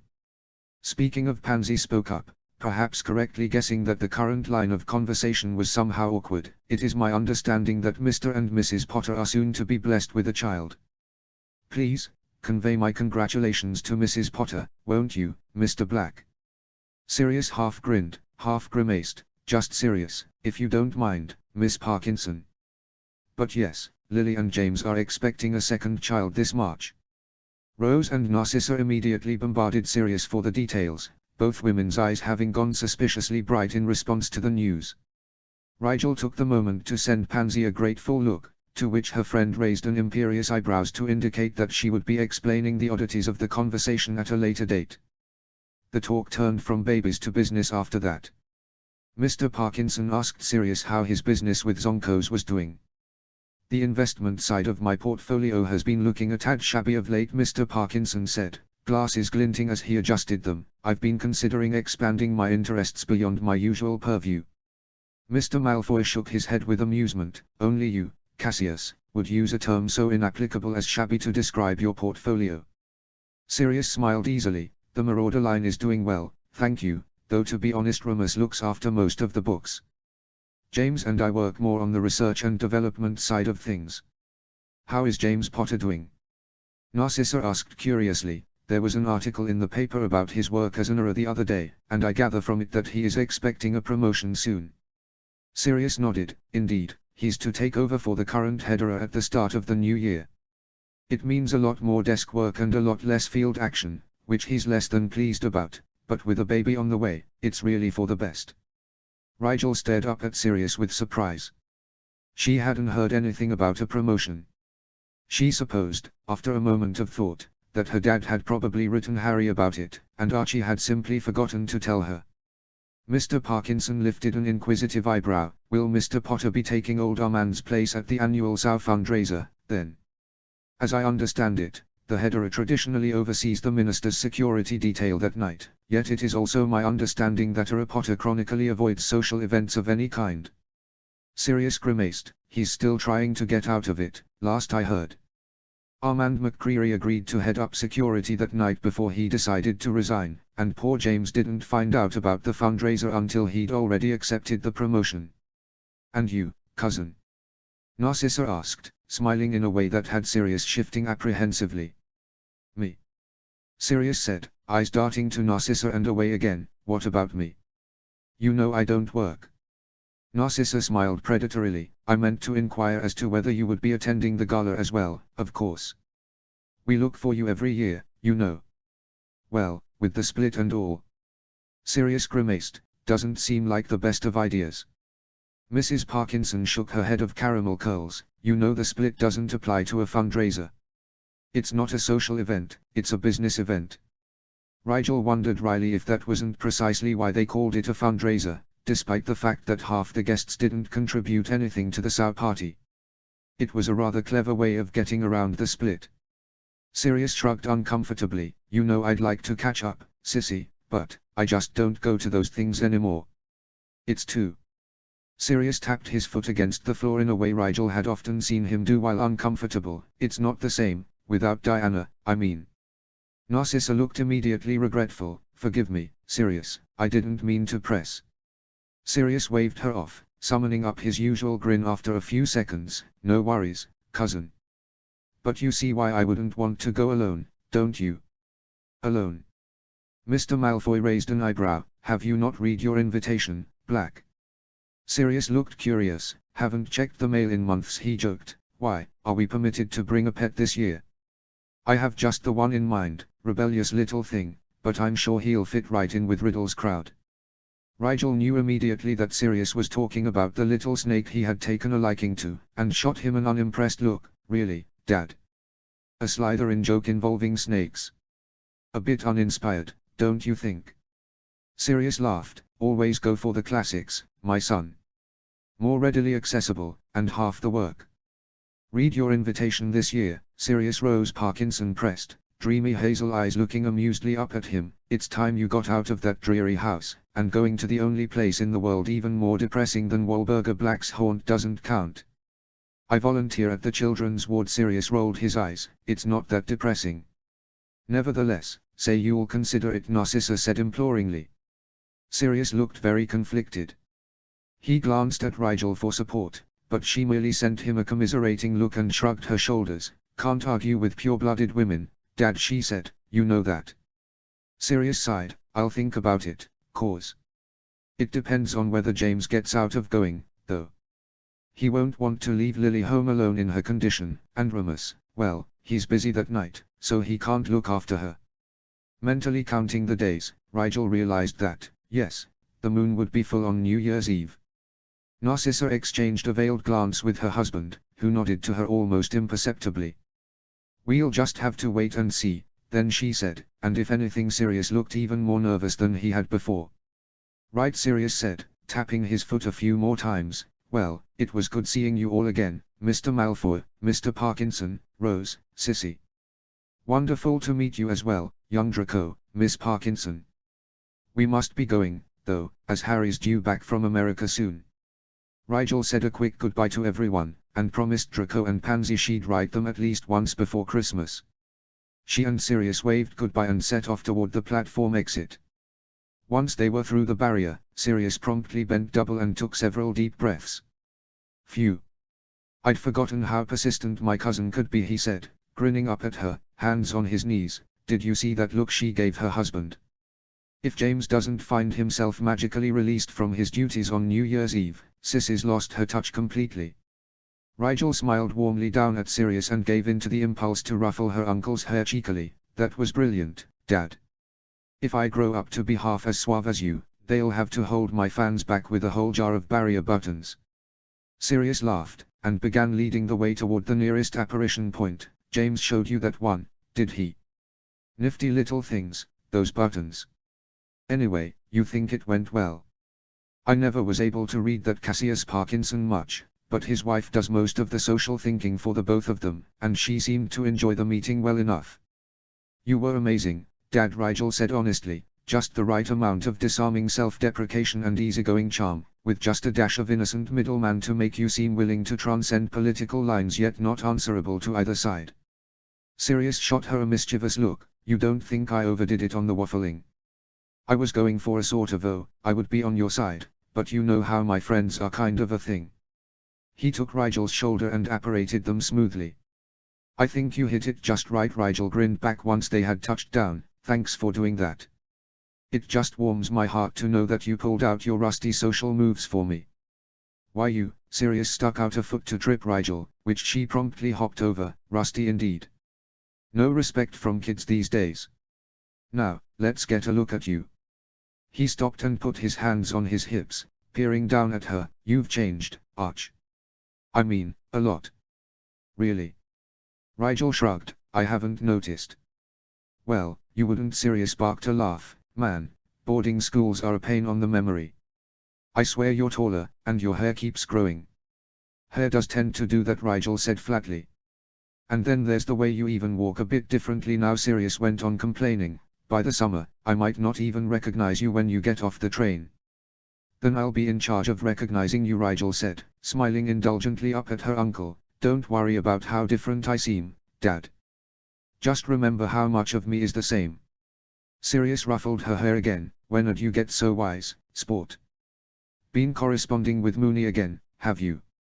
Every day, Rigel said solemnly. I'm actually moving in with him this summer, didn't I tell you? He's going to prepare me for law school, after which I plan to become a CPA and sell insurance in my free time. Just as long as you don't elope with the giant squid, Sirius said affably. Then he nodded toward Grimmauld Place as it shuddered into view at their approach. Home, sweet home. Yeah, Rigel said, though inside she knew she wasn't home yet. Home was a place you relaxed. It was a place to be yourself, and a place to let your guard down. Home was letting go of the masks, and home was something she wouldn't have for several years to come. Then again, home was where people loved you, too, so she wasn't exactly homeless, either. Oh. HP. Oh. An hour later, her parents came over with Archie.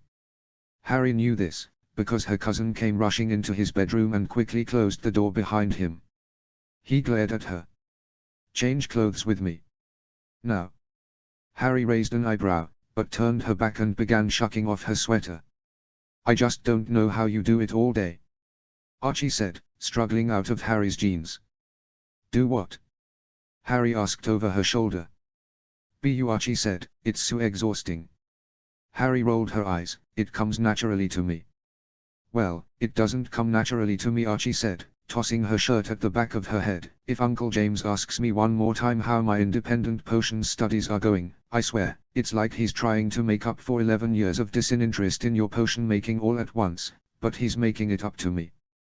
Harry thought a bit sourly that having her father finally take an interest in her wasn't really something she'd complain about, but said nothing. I mean, I've picked up a lot about potions from the materials you've been sending, but I'll never be you at it, Archie said, sighing. I just don't have your experience, for one, and I can't afford to devote all my time to it. Don't worry about it, Harry said. I'm sure you did well enough to pass for me until I can cement the rouse by actually being me. After all, Dad doesn't know that much about potions either. I think he crammed it all in his head before the exam and then promptly forgot it afterward. Sounds about right, Archie laughed. Finished? Yes, Harry turned around. It seemed obvious to say that looking at Archie was like looking into a mirror, especially since that had been the point of the modified polyjuice, but it really was surreal, especially since she'd been wearing those clothes just moments earlier. Except. Your eyes are still green, Harry said, pointing. Archie frowned. Oh, yeah. Here, your set is in my bag. I'll take mine out and you get yours in. Don't forget the glasses. Harry frowned. I keep getting used to being without them. I don't really need them anymore, since with the polyjuice my eyesight is much closer to yours. Still, We're going for familiarity, Archie said insistently. I changed the prescription lenses out for plain ones anyway while I was in America. The glasses felt strange resting on her nose after so long, but when she peered in the mirror after slipping her contacts in, she did feel more like herself. Imagine, she thought wryly, having to fake your own natural eye color. Life truly was strange. They went quickly over what the other had done since being picked up by their respective parents. There wasn't enough time to go over everything right then, but as long as they didn't get separated they could cover for one another if a tricky question came their way. Oh, Archie said, I almost forgot. Aunt Lily told me she knows the baby's sex. She and Uncle James haven't told Dad because they like seeing him die of curiosity, but she told me. Do you want to know? It would be strange if I didn't, since she's already told me, Harry said. Right, Archie scratched his neck sheepishly. Well, you're going to have a baby sister. Congratulations, cause. Harry smiled, thanks. Anything else? I don't think so, Archie said. Let's do this. They headed downstairs together. When they reached the kitchen, Lily was at the counter, baking something by the look of things, and undeniably pregnant. James turned to gesture them over to the counter and then stopped, staring at them with wide, incredulous eyes. Hand me the flour, will you, dear? Lily asked distractedly, pushing her out of her face with a blown-out breath while she whisked a bowl of egg whites. Dear. I don't want to get flour all over my wand to summon it. James. She turned around to see what was keeping her husband preoccupied and her eyes widened as she looked between Harry and Archie. Goodness, she said, blinking bright green eyes down at them. You seeing it too, Lil? James asked, a grin slowly spreading onto his face. I can't tell if it's a prank or, it's weird, though, right? Yeah. Lily trailed off. Sirius came into the kitchen, one of his snakes twined around his neck. What's everybody staring at? James pointed to Archie and Harry without speaking. Harry looked at Archie, who was glancing at her awkwardly as everyone just stared at them. Sirius looked at them, blinked, narrowed his eyes and looked some more, then said, maybe Harry's my kid after all. That broke the spell. Lily scowled and tossed a handful of flour at Sirius' head while James burst into incredulous laughter. Practically twins now, aren't they? I thought you looked a bit different, Harry, but I didn't realize you looked more like Archie until seeing you next to him, Lily said, shaking her head with bemusement. It's more that Archie looks like Harry, I think, Sirius said, cocking his head to the side to consider the two of them. Thanks, Dad. Archie rolled his eyes. I was just thinking I wanted to look more like a girl. You're welcome, Arch, Sirius said, irrepressibly jovial. We'll have to put different colored hats on them so we can tell the difference now, I suppose. Let's paint their nails different colors. James said, grinning broadly. Or we could sew their names to the inside of their. We're not infants, Archie cried, affronted. Just ask us if you really can't tell us apart. Sirius chuckled and ruffled Archie's hair on his way past him. With a mouth like that, I don't think we'll have trouble for long. As if anyone could mistake Harry for you, chatterbox. I resent that, Archie said. You'd be in quite a pickle if I didn't talk so much. I have to make up for the way Harry just stands there saying nothing all the time, otherwise all there would be is awkward silences. Harry shrugged unconcernedly. Better to have awkward silence than annoying sound. That's my girl. James tucked her under his arm as she attempted to squeeze past him, frank and unapologetic. Missed you, little fawn. Harry smiled up at him and submitted to a quick hug. Missed you, too, Dad. Congrats again on your promotion. You really deserve it. Archie sent her a half-guilty, half-sheepish expression that told her he'd meant to say something about that, but had forgotten. James looked down at her and said, Why, thank you, Harry. Again. They all sat down around the table while Lily put the cake in the oven. So, Archie, I hear you made the house team, James said, leaning forward with interest. Are you enjoying it? Definitely, Archie said. It was easier than I thought it would be to make the transition to beta. We totally trounced, well, Gryffindor, in our first game this season. Hey, sorry. James waved him aside. No worries. If the current Gryffindor team can't take the heat, they deserve to be trounced. Though with my Archie on the team, it may not be entirely the Lions' fault, Sirius said proudly. He's a firecracker on a broom. So is Harry, James said, pinning Harry with a wounded look. if only she would go out for the sport.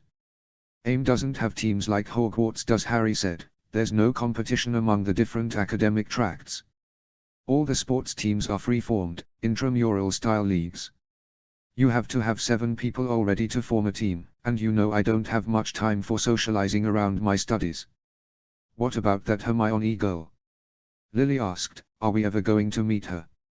Hermione doesn't play sports much, Harry said, entirely ignoring the other half of her mother's question. Well, at least stay in practice, James sighed. Harry just smiled. At that moment, Remus's voice came calling from the entrance hall. Sirius. James. Anyone home? Only everyone, Moony. Sirius called back with a barking laugh, you're half an hour late. Remus appeared in the kitchen doorway and smiled genially at them all. Sorry, friends, I had to go to the apothecary to pick up my order. Harry stood and relieved Remus of the bag he was carrying carefully. He sent her a resigned look as she rooted through the bag and pulled out a few vials of the potion within, inspecting them carefully. James laughed at her. I don't know why you don't just make it yourself, Harry. You inspect it whenever you see it anyway, and we'd all feel better if it was you making it. Haven't learned how to brew wolfsbane yet, Harry murmured distractedly, holding the potion up to the light and searching for undissolved particles. Seeing that they were perfectly homogeneous, she replaced the vials and took another few out to study the stasis charms on them. They'd need to be strong to keep the potion at its freshest for the full moon. Wolfsbane spoiled very quickly if left unattended. And you won't be learning how anytime soon, Lily said firmly. That potion is monstrously difficult, and the slightest mistake can be very dangerous. Harry sent her mother an amused look. I know. That's why I haven't tried it yet. These look good, Remus. They always do, Harry, Remus said, shaking his head, as they ought to. For the price I'm paying, they assure me that Master Hurst himself brews every batch personally. Harry just shrugged. You can never be too careful. No, but you can be too boring. Sirius sighed. Let's talk about something interesting. Guess who I met today? James raised an eyebrow curiously. That's right, you were to meet with the Parkinsons and Malfoys today, weren't you? How are those tight shirts, anyway? Sirius smirked, as freshly pressed as ever. Cousin Sissy was delightful, as always, and surprisingly enough her husband didn't summon a single sneer for my benefit. And you talked with him longer than 5 minutes. James guffawed. Didn't know that was possible. Lily sent her husband an exasperated look, and Archie spoke up half-heartedly. Those are kind of my friend's parents, he said awkwardly, so, yeah. Sirius and James exchanged a look and burst into loud chuckles. So? James said. Yeah. Sirius finished, and both started laughing again. Oh, shut it, Archie sculled. Don't be so serious, son, Sirius said, grinning at the pained look Remus sent him. I know you're my son, but it really doesn't suit you. Remus muttered something like, not another one of those stupid jokes, and buried his head in his hands. Besides, James said pragmatically, it's not like they aren't talking about Sirius behind his back. Like as not they went home and dissected the entire conversation, start to finish. Harry couldn't deny that that was probably true, but she still felt inexplicably annoyed when Archie shrugged and let it go without saying anything else. Malfoy mentioned something though. Sirius jumped up and rifled around in the box on the kitchen counter he kept his mail in. Here it is. He held an eggshell-colored envelope that was slightly wrinkled from being shoved to the bottom of the stack of mail Sirius rarely bothered to go through. Archie would probably sort it all while he was home. He slit the letter open and pulled out the silver embossed invitation card within. He said, peering at it, looks the same as always. Lord Riddle and the Cow Party hereby invite Sirius Orion Black and Archerus Rigel Black to attend their New Year's Eve gala. 8 o'clock, formal dress, blah blah blah. What's so interesting? Sirius tossed the invitation to the table with disinterest, and Remus picked it up, examining it. They've invited Archie as well, he asked mildly. He isn't of age yet. Sirius' eyes narrowed. Hey, you're right. Why would they invite Arch? Seeing Archie's blank expression, Harry spoke up. You were saying your friends in Slytherin were invited this year, too, weren't you? Draco and Pansy and Theo, was it? Yeah, Archie nodded easily. Theo not. I think Blaise and, Millicent were invited with their families as well. Harry nodded subtly and Archie shrugged, so I guess they're inviting all the heirs this year. Why, though? James asked, frowning. Was Harry included on ours, Lils? Lily nodded slowly. I think so. I didn't look at it very carefully, but now that you mention it, yes, I think she might have been.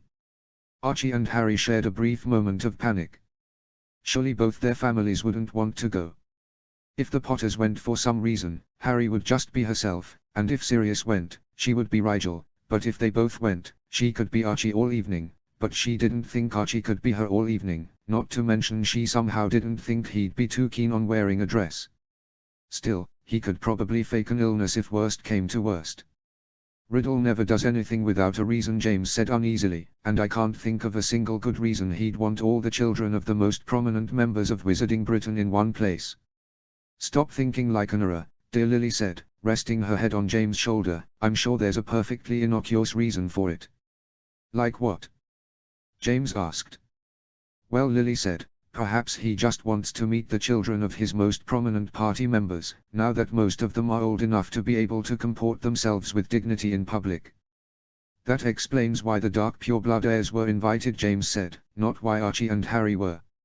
Fairness. Lily said weakly. Yeah, because the cow party is so concerned with inclusion and equal treatment, James snorted. Not all of the Sow party supporters are dark, Remus pointed out quietly. They all follow dark ideals, James said dismissively. They aren't exactly dark ideals, Sirius said. Dark doesn't really represent one set of ideals anyway. The cows represent something like ultra-conservative pureblood ideals, with a dash of crazy thrown in just for the hell of it. It's just that most of the crazy conservative purebloods are dark. Back to the subject, James said, ignoring Sirius' particularization. Are you going? I won't lie, the evening would be significantly less odious if you came, but I wouldn't wish it on anyone. Sirius looked torn. It occurred to Harry that the split had meant more to Sirius than showing the anti-Muggle camp the light's disapproval. For him, it wasn't just a few less parties to attend a year. It was saying goodbye to everyone he'd grown up with since infanthood. All the people his parents had made him associate with outside of school, and his own family as well. Harry couldn't remember the last time Sirius had even talked about his brother Regulus, much less seen him. Sure, Sirius hadn't ever really liked those people, but it was still everyone he knew apart from Remus, James, and Lily. She wondered if Sirius wanted to go to the gala, wanted to catch up with Narcissa and the other dark purebloods he hadn't minded quite so much, and then she wondered if she should help him or not. Did she want to go to the Sow fundraiser? She would get to see Pansy and Draco over the break, but she would also have to play that awkward half-Rigel, half-Archie role that she affected in the presence of both her friends and her family. What about Lily? Sirius said, clearly avoiding giving an answer just yet. If you have to work the gala, you won't want to leave her home alone. I'll stay with Mom, Harry said. James looked uncertain. I'd feel better with a fully qualified wizard in the house, Harry. We'll put the wards up, Lily said reasonably, and you can invite one of your friends over if you really want to. Besides, it's not like I lost my magic when I gained a fetus. Don't you trust me to handle myself? James obviously knew there was no other answer to that question besides, yes, of course, dear. He paused for a moment, then added, invite Alice over, though, okay. Frank will be working with me that night, and Augusta Longbottom always goes to the New Year's Eve gala. With their boy staying at Hogwarts this year, well, this way she won't be alone on New Year's either. Harry wondered if James knew why Neville had stayed at Hogwarts over the break, and decided to avoid mentioning the petrifactions just in case. Lily smiled brightly. Great idea. I'll send over an owl this afternoon. So, you think I should go? Sirius asked, drumming his fingers lightly across the table. I mean, it's just that it's one thing to blow off some snooty little invitation card, and another thing to turn down a personal invitation made to you by the wife of the party's first chairman. James snorted, you're such a pureblood. So are you, Remus pointed out. So are you, James shot back. I'm not, Lily said cheerfully, causing all three men to scowl at her with mock annoyance. Moving on, Sirius said, rolling his eyes. He thought for another minute. It would give Archie a chance to see his friends over the break if we went. I can see them at school, Archie said uncomfortably. And we could see firsthand what the cows are up to, Sirius said, warming to the idea. We could be total undercover spies, James said, grinning boyishly. Am I the only one who aged since graduating from school? Remus asked the heir. So you're really going? Lily asked, eyebrows raised, and Archie, too. Yes, Sirius said, shrugging, why not? Harry and Archie exchanged a look, plans already forming for how they were going to swing the night of the gala. James groaned, oh, man, I have to wear dress robes, don't I? Oh. HP. Oh. End of Chapter 8. The Serpentine Subterfuge. Chapter 9. The morning after Harry's return home for winter break, she set off to the Serpent's storeroom with her crates for Cray in tow. Diagon Alley was bustling with people doing their Christmas shopping, and Harry narrowly avoided collisions several times. As she passed Elop's Owl Emporium, the boy sweeping the feathers on the stoop glanced up at her and grinned. She waved, recognizing him from the rare times she had gone all the way to the Dancing Dragon before it burned down. He was the cook's son, and she was pretty sure he was called Jason. Seeing Jason hurry off through the crowd after waving back to her, Harry wasn't much surprised when Leo ambled up beside her as she turned onto Nocturne Alley a few minutes later. "What's a sprout like you doing in a place like this?" he asked, quirking an eyebrow at her above bright hazel eyes. "Avoiding shady characters like you, if I have any sense," Harry said, shrugging as best she could with 3 crates of potions in her hands. They were the ordinary bottles she'd been using since she was unable to pick up Cray's decorative bottles while she was at school, and were a bit heavier than Cray's more delicate ones. Leo chuckled and took the top crate from her arms without breaking stride. "So you've come to Nocturne Alley to avoid shady folk? I thought you were supposed to get smarter when you went away to school." Harry shook her head solemnly as they turned down the side alley toward the Serpent's storeroom. "School isn't for learning, Leo, it's for avoiding the friends you can only put up with for 3 months out of the year." He laughed outright at that as they walked into Cray's apothecary. "I suppose I asked for that one, Leo." Cray glanced over his shoulder from where he was stocking a row of wit-sharpening potions. "I told you yesterday I haven't got your father's dragon liver in, is that Harry?" "Well met, kid. Wasn't expecting you until tomorrow."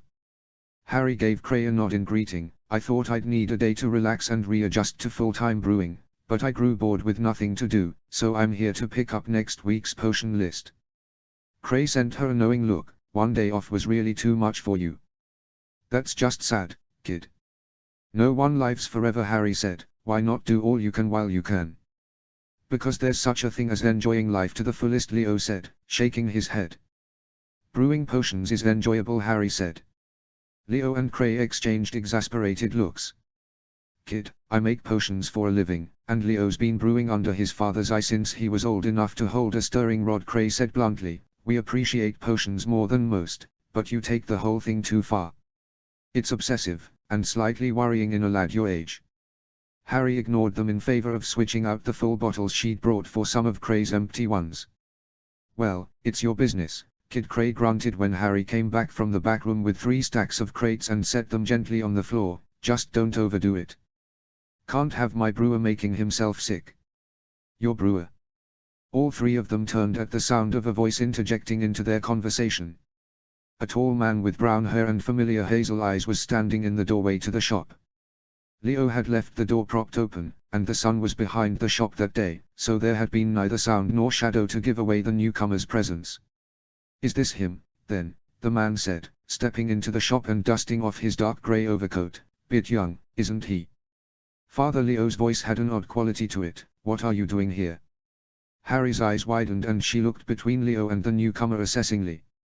They had the same slender build, though Leo was a bit shorter and moved a tad more gracefully. The hair and eyes were the same as well, but the newcomer's face was more angular, and he held his mouth more tautly. The man looked at Leo with amusement. "I came to check on the dragon liver, since you said Cray didn't have it yesterday. Had I known you'd be coming to check up on it again, though, I mightn't have bothered." Cray snorted. "Don't think he was planning on coming over here at all until about 10 minutes ago." Leo shot Cray a displeased look, to which Cray responded with an innocent grin. "I guess it's a good thing I did stop in, however," the other man said, peering down at Harry in undisguised interest, "as I've finally gotten to meet Mr. Cray's elusive new brewer." Harry glanced at Cray questioningly. He sighed and said, I've told you at least half a dozen times, Master Hurst, that my new brewer prefers to remain anonymous. I can see why, Hurst said wryly, giving Harry a once-over. Are you sure he's the one brewing those blood replenishers? I guess that does explain it. I thought they seemed a bit amateurish. Harry bristled silently, her eyes flaring a bit with suppressed indignation, and Potion Master Hurst grinned down at her like a shark. Oh ho! Would you look at that offended pride? I suppose he must be your brewer after all. Hurst chuckled. You can always tell which potioneer brewed something by seeing who gets the most offended when you insult it. Harry let her indignation bleed out of her, and Leo covered his eyes with his hand dramatically. Really, father, mind games already? You've only just met the poor kid. Although met seems to be putting too fine a point on it, Harry said, eyeing Leo's father a bit warily. She couldn't tell yet if he meant good or ill, but he had just moved himself firmly away from the harmless label with that little trick. Quite, Mr. Hurst said. I am Malcolm Hurst, Aldermaster of the Potions Guild, and Leo's father, dubious though that particular distinction might be. Harry inclined her head politely. I am Harry, Leo's friend, and as you've already surmised, one of Cray's brewers. And my blood replenishers are certainly not amateurish, she added, frowning. Master Hurst just smiled innocently down at her. Harry could see where Leo had gotten a lot of his more infuriating demeanor. Okay, mystery solved, Leo said, clapping his hands together with an air of finality. Unfortunately, Mr. Cray hasn't got your dragon liver today, so try checking back in tomorrow. Master Hurst glanced at his son with wry amusement. It's almost like you're trying to get rid of me, son. Surely young Harry here doesn't need your protection so desperately. Besides, what do you imagine I'll do if I remain for the duration of a polite conversation? Leo scowled a bit, but didn't say anything. Master Hurst turned back to Harry with a smile that caused a nervous increase in her blood pressure. Well, Harry, is it? Have you a last name? Yes, I do, Harry said. Hurst waited for a couple beats, then said, Well, Harry, a couple of months ago a good friend of mine, one Horace Burke, showed me a rather impressive sample of blood replenisher, and informed me that there was a new brewer in London. As Aldermaster of the Potions Guild, it is one of my responsibilities to keep an eye on all of the independent potion brewers, both to keep abreast of the guild's competition and to prevent any freelance brewers from causing, shall we say, disruptions in the potions community with their commodities. Harry frowned slightly. Am I in some kind of trouble, Master Hurst? I use only commercial-grade ingredients at the very least, and I have sold no patented potions that I am aware of. Hurst shook his head. No, you misunderstand. At first I was concerned when I learned that Cray was keeping a mysterious new brewer all to himself. New potioneers don't just come out of nowhere, you know. After inspecting all of your work, however, at least, the work I could wheedle Cray into admitting was yours, I could find no serious flaws with it. It was then I realized we must be dealing with an unknown talent, and as part of the Aldermaster's responsibilities include recruitment, I thought it best if I bent my will toward discovering just who Cray's mysterious brewer was. I see, Harry said slowly, still not sure where the man was going with all of this. Master Hurst tilted his head at her consideringly. It makes sense, in a bizarre sort of way. I thought you must be foreign, you see, because we keep a close eye on all of the magical schools in Britain, and when a new student shows particular promise the resident potion master informs the guild at once. You are so young, however, that I suppose your potions master simply hasn't notified us of your talent yet. Harry shook her head. I am a student at the American Institute of Magic. Hurst narrowed his eyes a bit. I see. Well, it is true that I am not on the best of terms with Master Talum, but if you are of British nationality, he would still have sent me your name eventually, given the level you are already brewing at. Harry tried not to panic. It would be bad if Master Talum and Master Hurst ever compared notes on any talented kids named Harry. Hurst had said they weren't very good friends, so maybe it wouldn't ever come up, but it was looking more and more as though she wouldn't be able to get out of this conversation without a lot more truth than she generally proffered. I am not in the potions tract, Harry said, so it might not occur to him to mention me. Hurst looked rather incredulous. Not in the potions tract? Why ever not? Harry shrugged a bit helplessly. It's a long, very complicated story, but suffice to say that I am not. I study potions in my free time. So it is just a hobby, then? Master Hurst looked inordinately disappointed. Not exactly, Harry said carefully. The conversation was getting trickier to navigate. Maybe she should stop being half herself and just be completely Harry Potter for Master Hurst. In fact, that would probably be the wisest course, considering that her career as a potions maker in the future would likely depend greatly on this man's opinion of her. She really couldn't afford to be caught out lying to him. It is my intention to seek a career in potion making, but for numerous reasons I chose not to use my time at AIM on the potions tract. AIM has a phenomenal healing tract, which I thought it in my interest to take advantage of, particularly considering the fact that their potion tract is, forgive me, less than top-notch.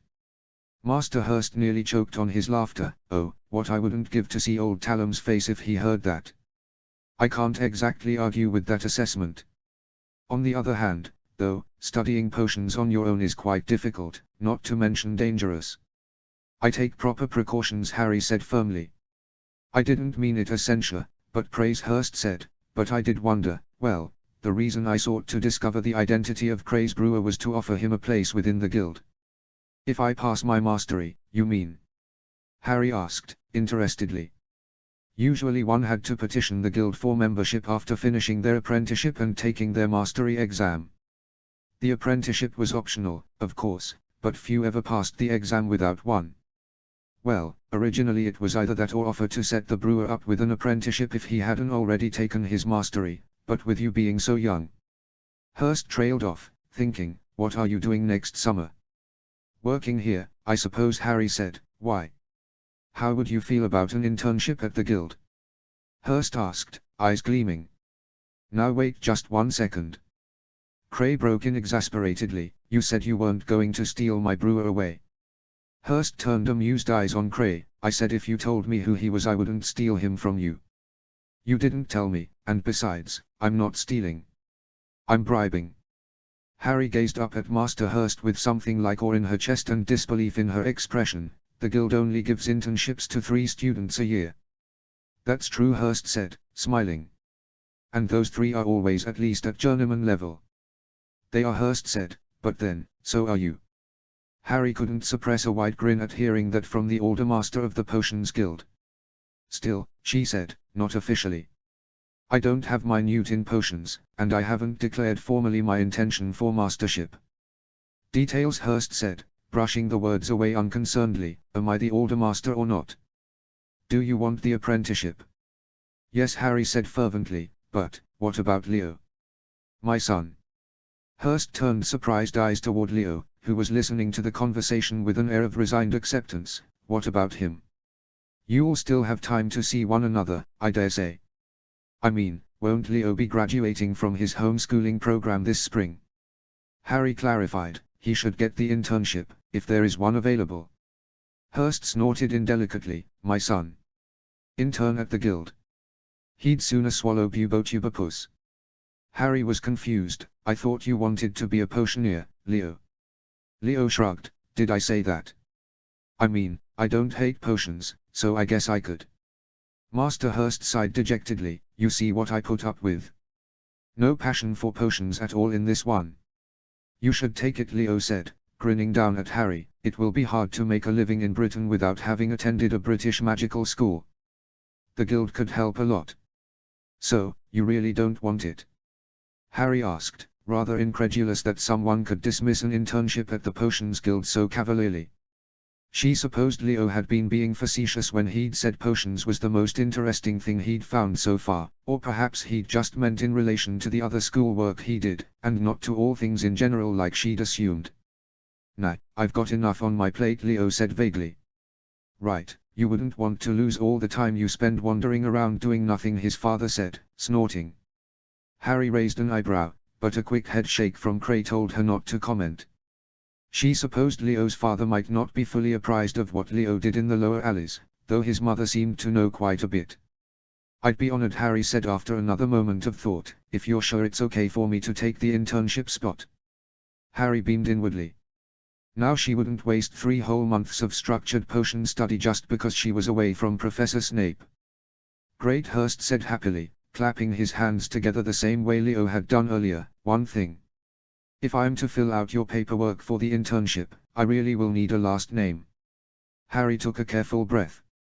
Moment of truth. Was she prepared to deal with the consequences of being herself? Well, really, she didn't have a choice.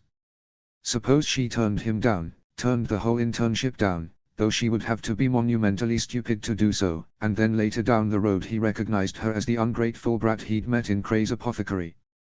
How likely was he to think well of Harry Potter the potions brewer if that happened? And she needed people to like Harry Potter, since that's who she was going to be the rest of her life. Before I tell you, Harry said, trying not to look shady, could I ask you not to tell my parents that I have a job here at Cray's? It's the reason I've been keeping my last name a secret, you see. They don't much approve of Nocturne Alley, and I use the money I earn here for something I haven't told them about. It's not illegal, or dangerous, I just don't want them to know. Can you do that for me, Master Hurst? Please? Hurst looked a bit uncomfortable. How old are you? Harry stood as tall as she could without looking obvious about it. 12, sir. I really shouldn't, he muttered to himself, but I guess it isn't technically any of my business. Just say I showed you the blood replenisher, Leo chimed in helpfully. Say I met Harry in the apothecary Tate looks after on Diagon Alley. We got talking about potions, Harry mentioned brewing some, showed me, and I showed you. You requested a meeting, and offered Harry the apprenticeship. Simple, and nobody's parents get unnecessarily upset. Master Hurst grimaced. Well, I suppose it does have a good amount of plausible deniability going for it. All right, I agree.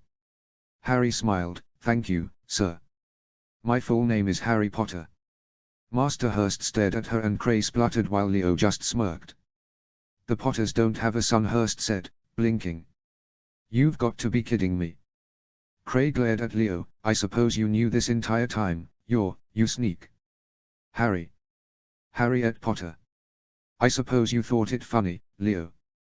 James Potter, one of the most notorious errors of the last decade, and his kid working under my nose. I should have known. Like the way you treat the kid isn't completely obvious in retrospect. Course he's a bloody girl. Well, that's just peachy. Cray. All this time, I've been letting a girl, a Potter girl, Merlin help me if she'd ever gotten hurt, traipse through Nocturne Alley like she owns the damn street. Cray. And you letting me load the wee lass up with crates and crates of potions, not saying a thing. Cray. Leo rolled his eyes as Cray finally stopped cursing for a moment. If you will recall, I escorted Miss Potter in Nocturne Alley every day, and carried the crates to boot. You did that before you found out I was a girl, Harry pointed out. I must have sensed it from the beginning, Leo sniffed. A girl. Hurst was still staring down at her. Harriet Potter is Cray's mysterious brewer. This is certainly a day for surprises. You're telling me, Cray snorted grumpily, I thought you were some kind of criminal, or orphan, and you're practically bleeding royalty. Harry sighed internally at the dramatics her friends were prone to. It's not a big deal. Yes, it is, Leo and Cray said bluntly. Harry turned to Master Hurst. Is it going to be a problem, my gender? Problem? Hurst frowned. No, I shouldn't. I see what you mean. There is a rather unfortunate lack of female mastery students, isn't there?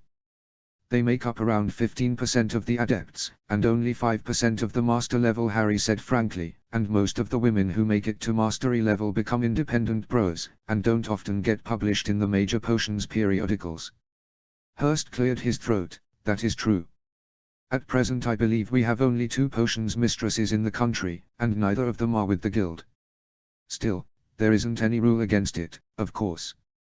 Just, well, in any case it should not pose an issue. I was merely surprised. The invitation is of course still yours. Then I would love to intern at the Potions Guild this summer, Harry said, barely suppressing the need to beam with giddy excitement. Excellent. Master Hurst clasped her shoulder briefly, before slapping his son on the back and inclining his head toward Cray respectfully. Well, I must be getting back to my own work, then. Harriet Potter, a potioneer. Marvelous, just wonderful. Grindel will be tickled pink. Hurst left without a backward glance, and Leo groaned into his hands once he was gone. Why is he always like that? Harry, I'm really sorry about that. I knew he was poking about for Cray's new brewer, but I didn't think he'd just show up here like that. It's why I've been checking on his ingredients for him lately. Talk about nosy, that man. Your father seems nice, Harry said unconcernedly. It's not a big deal. But he found out all your secrets, Leo said apologetically. Harry was hard-pressed to smother an amused smirk. Really, though, all her secrets? That's okay. They were secrets of convenience, not of any real necessity.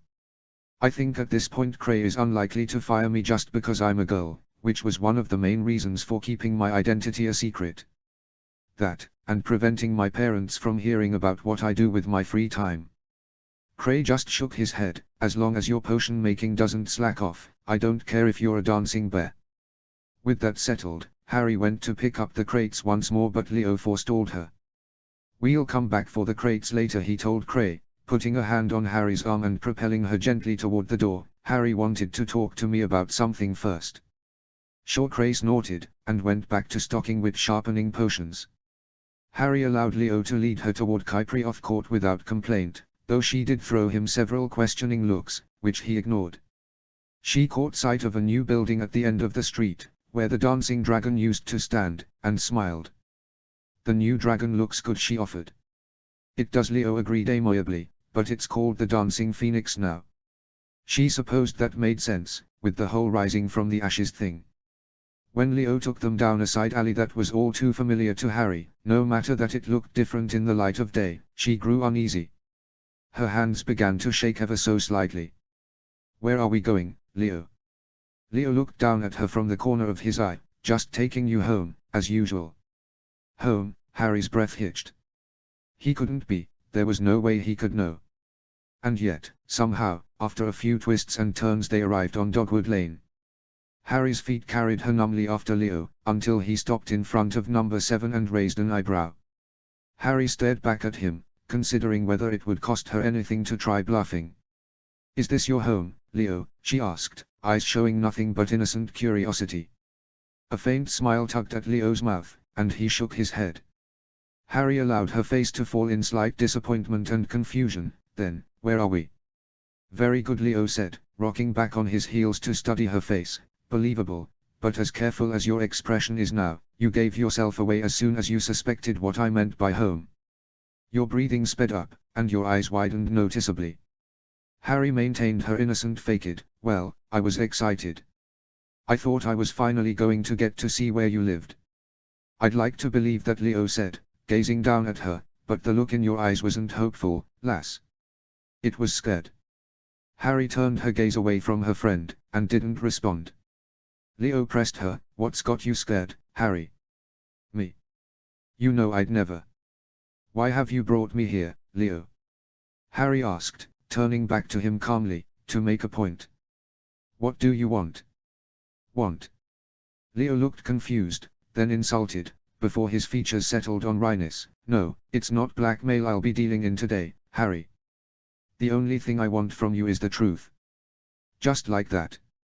Harry couldn't help but scoff a bit internally, even as she stayed collected on the surface. Who says the truth is yours to demand? Whatever you think you know, leave it here, Leo. Please? Leo shot her a look. Harry, it's my job to know what goes on in these alleys. Nothing's going on, Leo. Have you had any complaints, any disturbances that you think I'm somehow responsible for? Harry asked. How could I, when you've been in America all semester? Leo asked. How indeed? Harry countered. Then she sighed. This is pointless, Leo.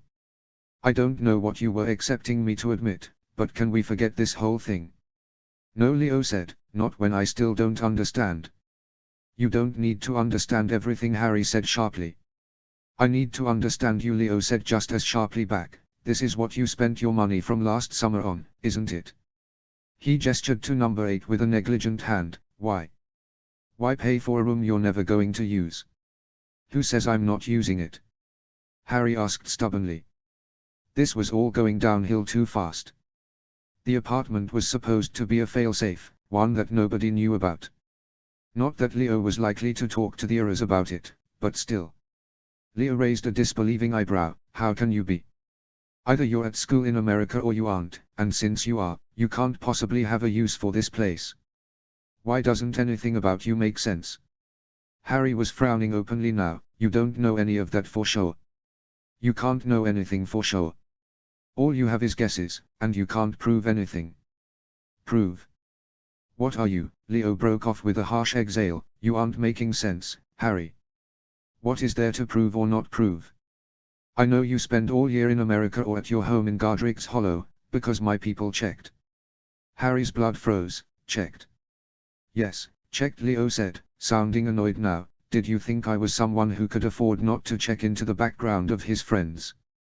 I am not in a position to take anyone's word for anything, Harry, so don't start getting offended just because I checked up on your story. What do you mean, checked? Harry asked tightly. Leo shrugged dismissively. I just sent one of my men over to ask around, that's all. It wasn't anything intrusive. And what did they tell you? Harry asked. Plenty, Leo said, eyes narrowed, like the fact that you play the boy even there. You know that's crazy, right? You can't just pretend to be someone else forever. Don't tell me what I can and can't do, Leo. Harry's temper flared, but that last remark had hit a little too close to home. I am not one of your subjects. Leo gazed challengingly down at her. Oh, really? So you thought you could just buy a house in my jurisdiction and nothing would come of it, is that it? You only control the court of the rogue, Leo, and stop changing the subject, Harry said tightly. What else did you dig up on me? Leo took several deep breaths to calm himself. I told you, it was nothing intrusive. My man simply ascertained the fact that one Harry Potter was attending school in America, in the Healer's Tract, and that was all. What were you expecting me to find? Nothing, Harry said flatly. I was expecting you to find nothing, because I wasn't expecting you to go looking. Is this the kind of friendship we have? Leo scowled at her. Don't talk to me about friendship as though it magically removes a person from suspicion in your eyes either. Tell me you've never lied to me, Harry, and then tell me I was wrong to try and find out what parts of you were the truth. Harry's face felt pinched with everything she was holding back. All she could say was, how did you know about this place? Have me followed? It doesn't matter how I knew. What are you using it for? Leo asked. What everyone uses a house for, Harry said. Leo made a frustrated sound. Even forgetting that you are in America half the year, I know you don't actually use it, Harry. I want to know why you have it. And how do you know that? Harry said. The neighbors never see you. Never hear you. There's no furniture in the house and, Leo cut himself off, grimacing, and Harry realized. You broke into my house. Harry stared at him, mouth slightly agape. How did Leo think that was okay? Leo backpedaled swiftly. When I broke in, I wasn't sure it was your house. So you broke into some random person's house that might have been mine? Harry's voice was growing more incredulous. No, Leo said patiently, I broke into a house that may or may not have been the home of an orphan with no one to look after him. All I knew was that the one renting it was young, alone, and named Harry. I briefly entertained the possibility it was you, but only after discovering it to be abandoned did I seriously consider that you'd bought an empty house in the lower alleys for no apparent reason. Honestly, I still can't believe I was right. It's not abandoned, Harry said forcefully. You mustn't ever say that again. Don't even think it. Just know that Harry Potter has a house in the lower alleys, and don't remember anything about when or why she used it. Leo shook his head bewilderedly. I don't understand. And I can't explain it to you, Harry said firmly. Don't you think if I could explain it to you I would have? Do you think I like arguing with you in the middle of the street? Fighting with my friend over something too stupid? I'm not doing this for kicks, Leo. I can't explain it to you. Leo blinked at her for a long moment, looking a bit lost. Whatever. Harry ran a hand through her bangs distractedly as the wind swept them into her eyes. Yes, ever. You will never know, Leo, and that's how it has to be. Can you live with that, or should I find someone else to watch my back in Nocturne Alley from now on? Leo scowled down at her, eyes tight. I don't like ultimatums. Well, I don't like sneaky busybodies who do more harm than good with their ignorant nosing around. Harry scowled back. I wouldn't be ignorant if you'd just. Leo took a deep breath, then two more, and finally, after a long look into Harry's stubborn green eyes, he drew back enough to consider her more calmly. Fine. You're not going to tell me, and my knowing is obviously going to mess up some grand plan of yours, so, fine. I'll stop asking. Harry nearly sighed with relief, until Leo added, if. I'll stop asking if you promise that the minute you get over your head, the very second whatever you're doing gets too big for you to handle, you will come to me and explain everything. No, don't protest. Harry, I don't care if what you're doing is dangerous, illegal, unethical, or just plain crazy. When you need help, you will come to me, and I will give it to you. Deal. Harry weighed the pros and cons quickly. She lost nothing by agreeing, and gained Leo's cooperation and silence. He had worded his request vaguely enough that she could interpret over her head however she wanted to, which meant she didn't ever have to ask him for help, and he would still agree not to push too hard into her secrets. Deal, Harry said, sticking her hand out toward Leo. Leo clasped her hand in an easy movement, and pulled her forward into a brief hug just as easily. Be careful, Harry, he said into her short hair. Worry about yourself, Leo, she murmured back. Oh. HP. Oh. That evening, the Blacks and Rummers had come over to Godric's Hollow for dinner. They had just started in on the main course when James said, Master Grindle told me something very interesting today. Grindle was the potioneer who kept the law enforcement offices equipped with polyjuice, veritaserum, tissue repairing creams, and various other potions the Aurors had need for. Do you have news to share with us, Harry? All eyes in her family turned expectantly to her, and Harry swallowed her bite of potatoes awkwardly before saying, yes. I was approached by a member of the Potions Guild today. Not just a member, the Older Master James broke in, grinning proudly. Yes, Harry said, smiling a bit, Master Hurst, who offered me an internship at the guild this summer. Lily clapped her hands together excitedly and Sirius looked cheerfully impressed. Rummers smiled fondly at her and said, you should have told us you were applying, Harry. We could have helped you with recommendations or something. Harry smiled her thanks, but said, I didn't apply, actually. A friend of mine recommended my potions work to the Older Master, and he liked it enough to offer me the internship. You have other friends? Archie said with mock horror, I feel so betrayed. How did he contact you? Lily asked curiously. Harry sent Archie an amused look, and told her mother, we happened to both be in the apothecary on Diagon Alley today, Mr. Tate introduced us, and it came out that I was the same Harry Master Hurst's son had mentioned to him. His son? Lily tilted her head, where did you meet him? Yes, Harry, where did you meet this boy? James clenched his butter knife with alarming focus.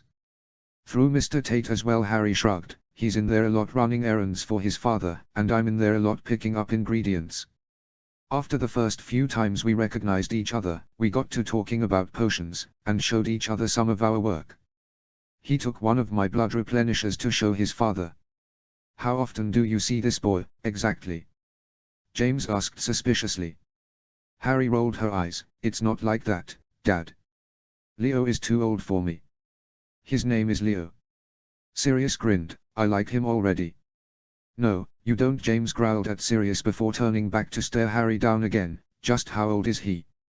You know you can't trust older men just because they remind you of your father, Harry. You have to always be on your guard. Harry shook her head, not that old. He's still school age. Does he go to Hogwarts?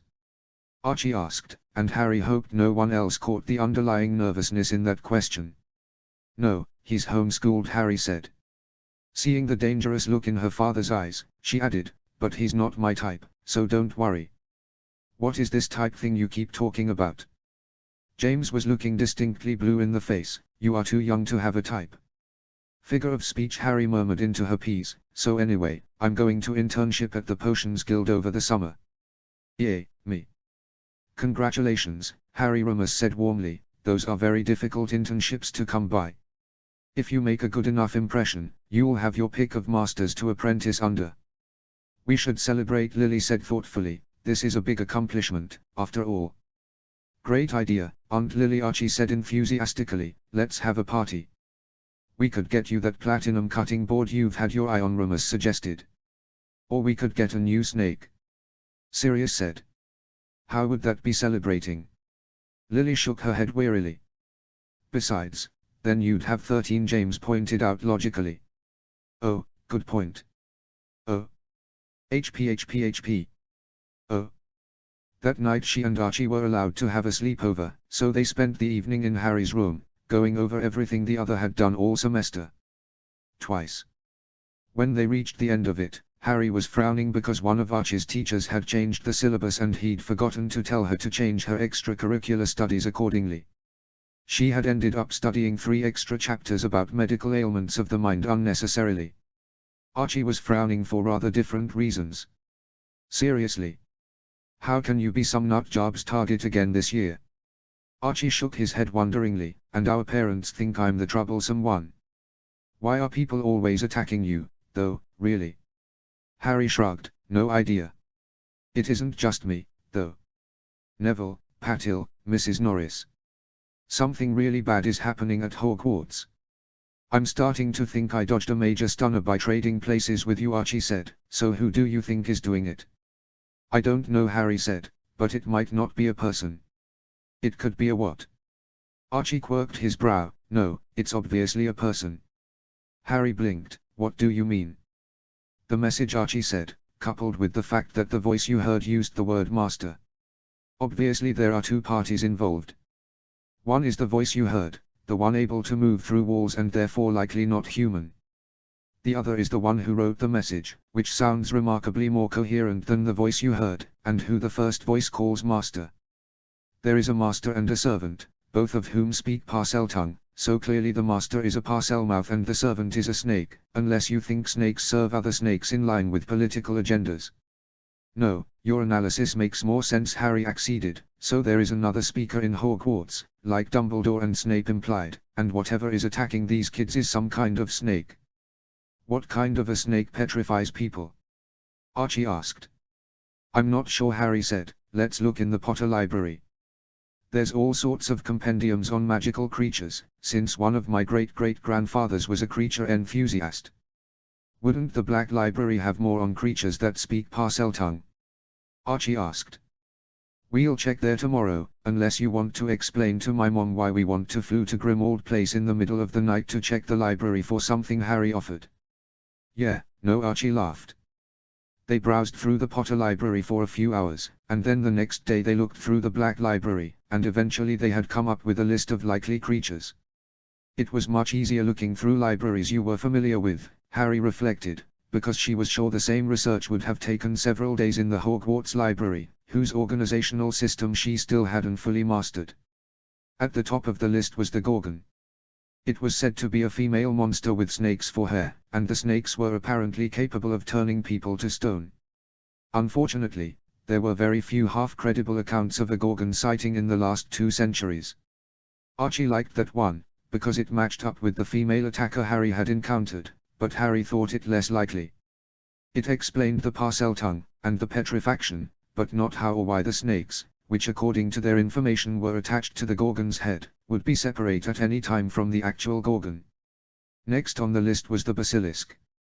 It was a giant serpent, which made it hard to see how it would fit in the walls, considering all the other things that must be in the walls, pipes, and stones and such, but the basilisk had the ability to either petrify or kill with its gaze, which fit the patterns of the attacks better than the Gorgon, who as far as legend could tell, only killed with its gaze. Unfortunately, no one had seen a basilisk for a lot longer than the last known Gorgon sighting. They were rare, and neither Archie nor Harry could fathom where someone would have gotten hold of one in this day and age. Third on the list was the echidna. Half nymph, half snake, the echidna's natural prey was humans, and it was reported to have powers that wizards had yet to fathom, so it could very well be able to petrify people. But not only did it usually eat its victims once it killed them, the echidna was also said to be fiercely intelligent. The voice Harry had heard didn't sound intelligent, and there were no known reports of an echidna following a master other than itself. All of these creatures are very long-lived, Archie commented. If it is one of these things, it wasn't born or made recently. Most of them take at least a decade to become fully grown, so if this is a plot of some kind, it's either a really long time in the making, or else whoever is behind it somehow found and persuaded one of these creatures for his purposes. Her purposes, Harry corrected absently, and it makes sense that they're long-lived. The serpent is the symbol for immortality in many different cultures around the globe, and reptiles in general live pretty long lives. Look at tortoises. Yeah, Archie said, tapping his fingers on the table they were working at. It's weird though, that you weren't able to follow the creature the second time. Harry raised an eyebrow. How so? It was moving through the walls, and I was limited to the hallways. True, Archie said, but it was moving quickly. Like it knew its way around the school. I mean, how come it didn't get completely lost in the walls of that castle, especially if it was a new inhabitant? Maybe it was somehow able to lock onto its master's location. Harry guessed. I'm not sure.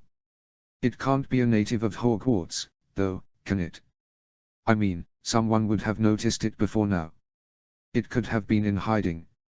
Hiding is possible, but never getting hungry or tempted by all the students roaming the halls until this year.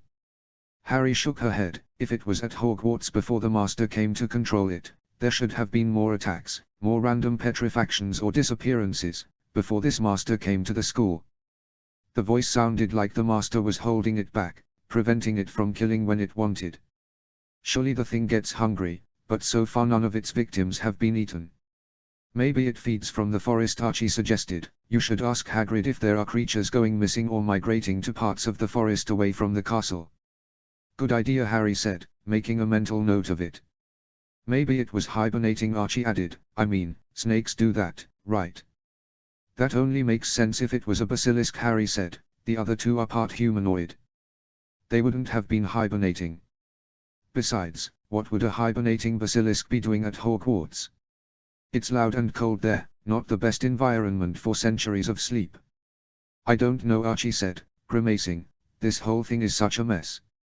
Are you going to tell Snape what we think it might be when you get back? Harry shook her head. Snape is smart, and so is Dumbledore. They would have thought of these things already, so unless new evidence comes to light, there's no point telling them what they already know. So? Archie leveled a frank look at her. Riddle scholar, really? Harry shrugged defensively. It was Sirius who really wanted to go. And who was able to talk himself into going because your friends would be there, Archie said pointedly. I'm not sure this is a good idea. It's a public event, Harry said logically. The Sau party isn't going to try anything. They're more the type to plot in secret, not in the open like that. The minister is invited, for goodness sake, and my dad's going to be there. Exactly, Archie said earnestly. It's not the cow party I'm worried about, it's you. Can you hold up all night with Sirius, James, and your pureblood friends in the same room? Harry wanted to point out that James and Sirius were just as pure-blooded as her friends, but she knew what Archie had meant. She also wanted to point out that calling the Sau party the cow party was both a bit juvenile and a bit silly just for the sake of rhyming, especially when you considered that a sow was, in fact, a female pig. If she said any of that, however, Archie would assume she was going over to the dark side, both literally and figuratively. I'll be fine, Harry said. I won't be with all of those people at once but for a few times all night. Mostly I can switch between personas easily depending on who I'm talking to. You sound pretty confident, Archie said. That was good, Harry reflected, as confidence had been what she was going for. Oh. HP. Oh. A few days later, Harry received a letter from Draco. Well, Archie had received it and passed it along, but still. Dear Rigel. How is your winter break? I note that you have not yet written to either Pansy or myself, and I would like to take the time to tell you that enclosing a note along with our Christmas presents will not count for your one mandatory correspondence with us, just in case you were going to try that. I won't ask about your winter assignments, since you probably had them finished before even boarding the train home, but I will ask if you are coming to the New Year's Eve gala. Are you? Please come. Your father didn't seem too keen, but you don't have to be limited by his social decisions anymore, you know.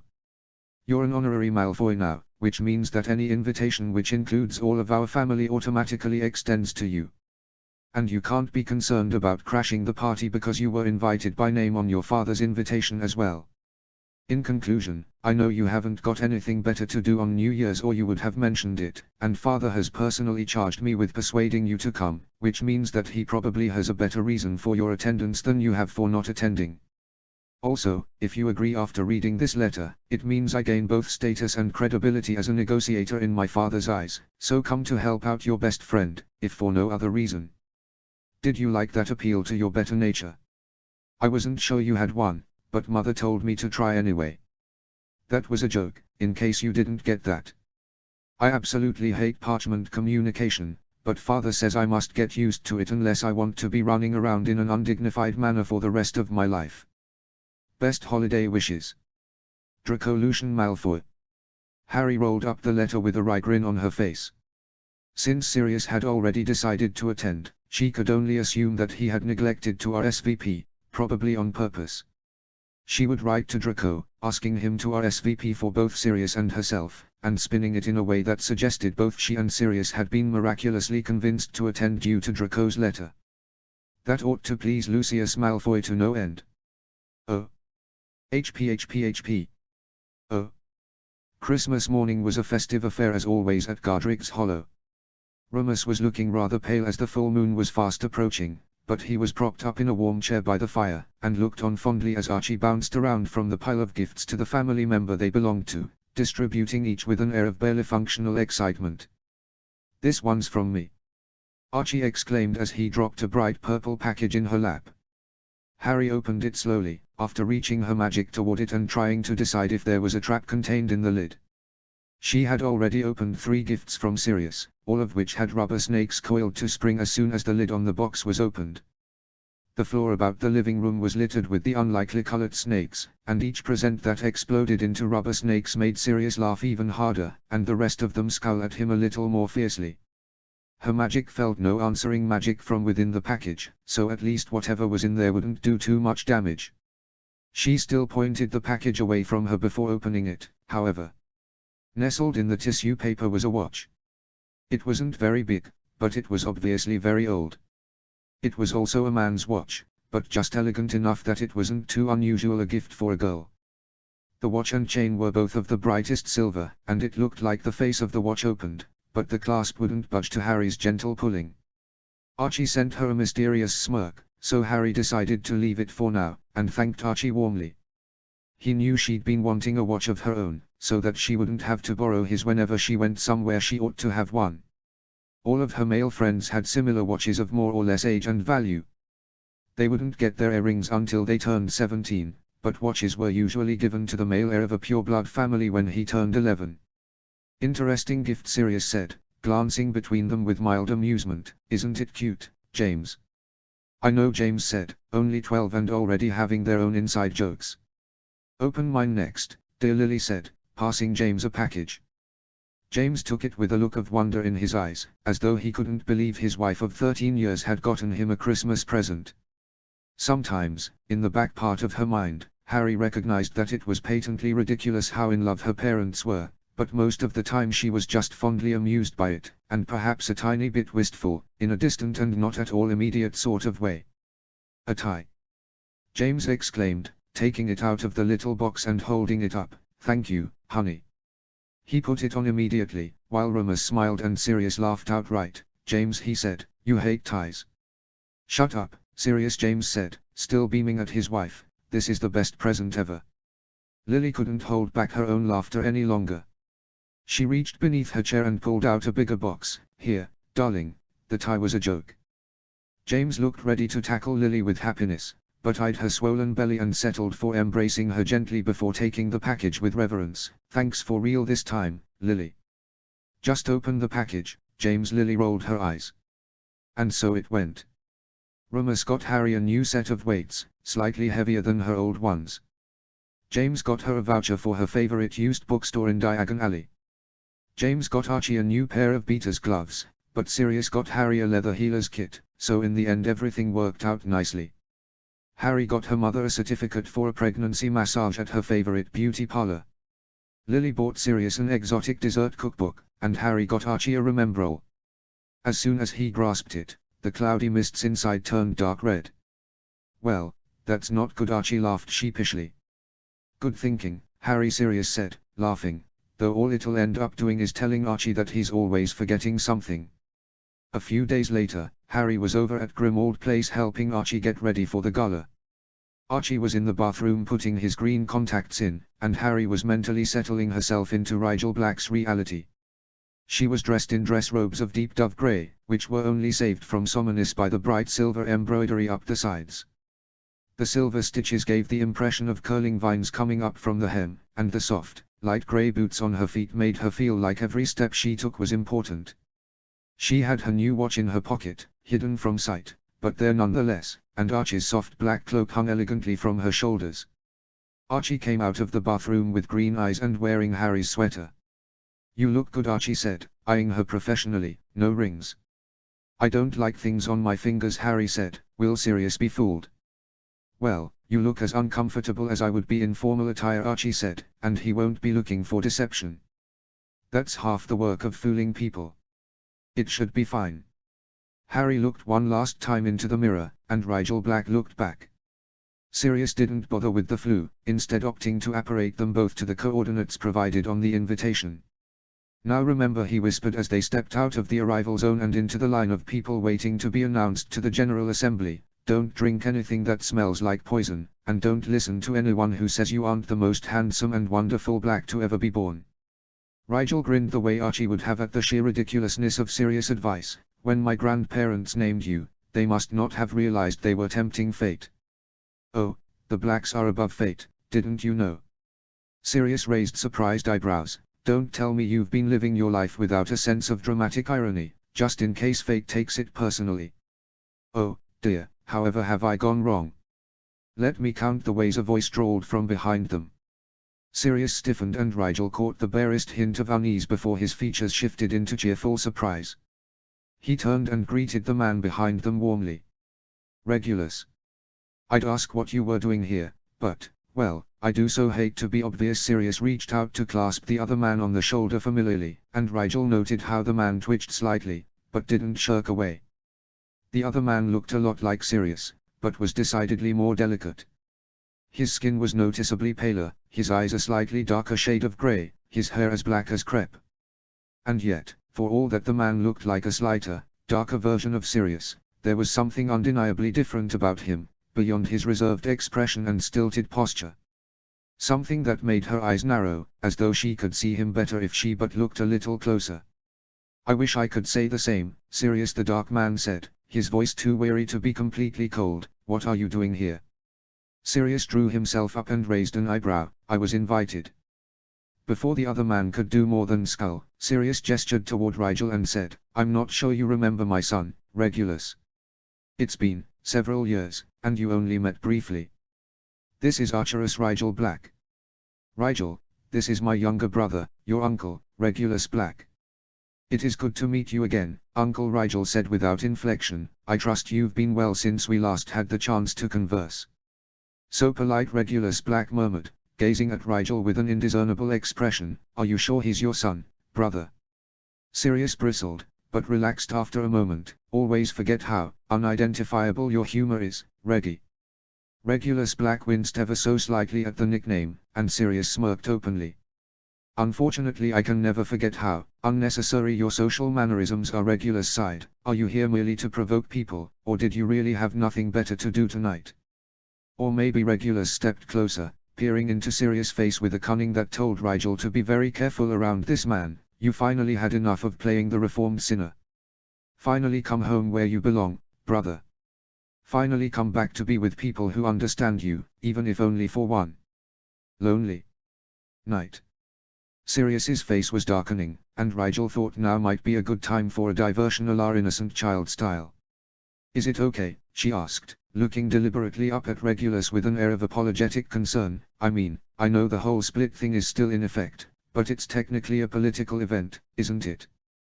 Both Regulus and Sirius turned slowly toward her, Sirius with worried eyes and Regulus with a distantly incredulous expression. "I'm really sorry if our being here is going to cause any problems, Uncle," she went on, more disingenuous than she had ever been in her life. "It's just that I really wanted to see my friends over the break, and since I was on the invitation this year I begged Father to accept just once. If you want us to go, though, well, we could never say no to a family member's request." Regulus Black looked from Sirius to Rigel, and back again. "Perhaps he is your son after all," the man said wryly. At that moment, the announcer tapped his staff against the marble floor just firmly enough to avoid being either timid or obnoxious. "Lord Sirius Black, Master Regulus Black, and young Mr. Archerus Black," he announced to the General Assembly of guests. Too late the three of them realized that they had reached the front of the line, and that by standing so close they had been mistaken for a unit, as though they had come to the party together. Now with upwards of a few hundred people staring up at them, Regulus and Sirius could do nothing except pretend that this was not the first time they'd spoken since Diana's funeral. They began a slow, dignified descent down an unnecessarily long and steep staircase into the ballroom proper. Heads turned, people whispered, and Rigel was starting to feel like a character in a very uncomfortably written scene. Luckily, she was not the target of the room's speculation. That honor very clearly went to Sirius and Regulus, who were together as notoriously unclose as they were individually just plain notorious. Yet again, the universe lends itself to Sirius Black in a way so unbelievable that one can only assume you planned this entire thing, Regulus murmured out of the corner of his mouth as they descended. You must admit that this has a certain poetic lining to it, Sirius said, not seeming unnerved at all by all the people staring up at him. Perhaps fate is not done with the Blacks after all. That's what you get for naming your children after stars, Rigel muttered, not at all pleased with being even close to the center of attention. That's not even tempting fate, it's lobbing the lodestone of your existence straight into its inner courtyard. The corner of Regulus' mouth twitched and he sent her a sidelong glance of heavily veiled amusement. Sirius just grinned outright. At the bottom of the stairs was the receiving line, where the guests met the hosts and exchanged the usual meaningless pleasantries. The hosts had to stand in the receiving line until all of the guests had arrived, and the three Blacks must have been among the last few stragglers to make it in under the half-hour window between embarrassingly on time and unforgivably late. First in line were the people whose mansion they were standing in, Lord and Lady Rosier, and their son, Alden Rosier, whose bored expression melted away at the sight of Rigel, to be replaced by a gleeful little smirk that caused Sirius to send a vaguely concerned look her direction. Rigel shrugged as subtly as she could toward Sirius, barely a twitch of her shoulders, and smiled politely at the Rosiers as they drew level with them. Lady Rosier. Sirius bowed affably toward his hosts. Lord Rosier. Marvelous crowd you've assembled. I'd declare it a resounding crush. Only here 5 minutes and already making unasked for declarations. Lord Rosier swept Sirius with a look, before turned to glance meaningfully at his wife. Some things never change. Lady Rosier inclined her head, a smile like a shadow playing about her mouth. Truly, it has been too long, Lord Black.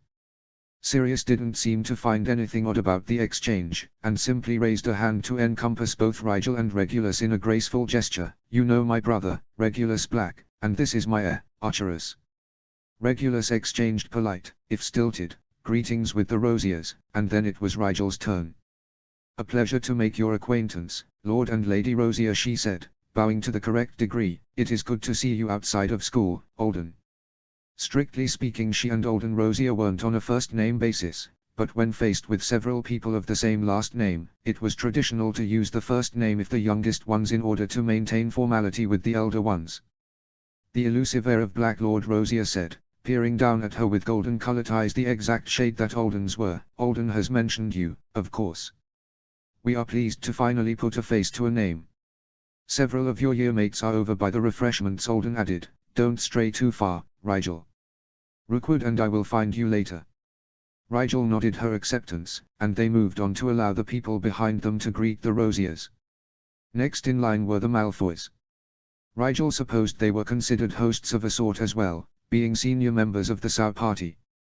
Sissy Sirius stepped forward and bowed low over Narcissa's hand, and Lucius. Surprised to see me?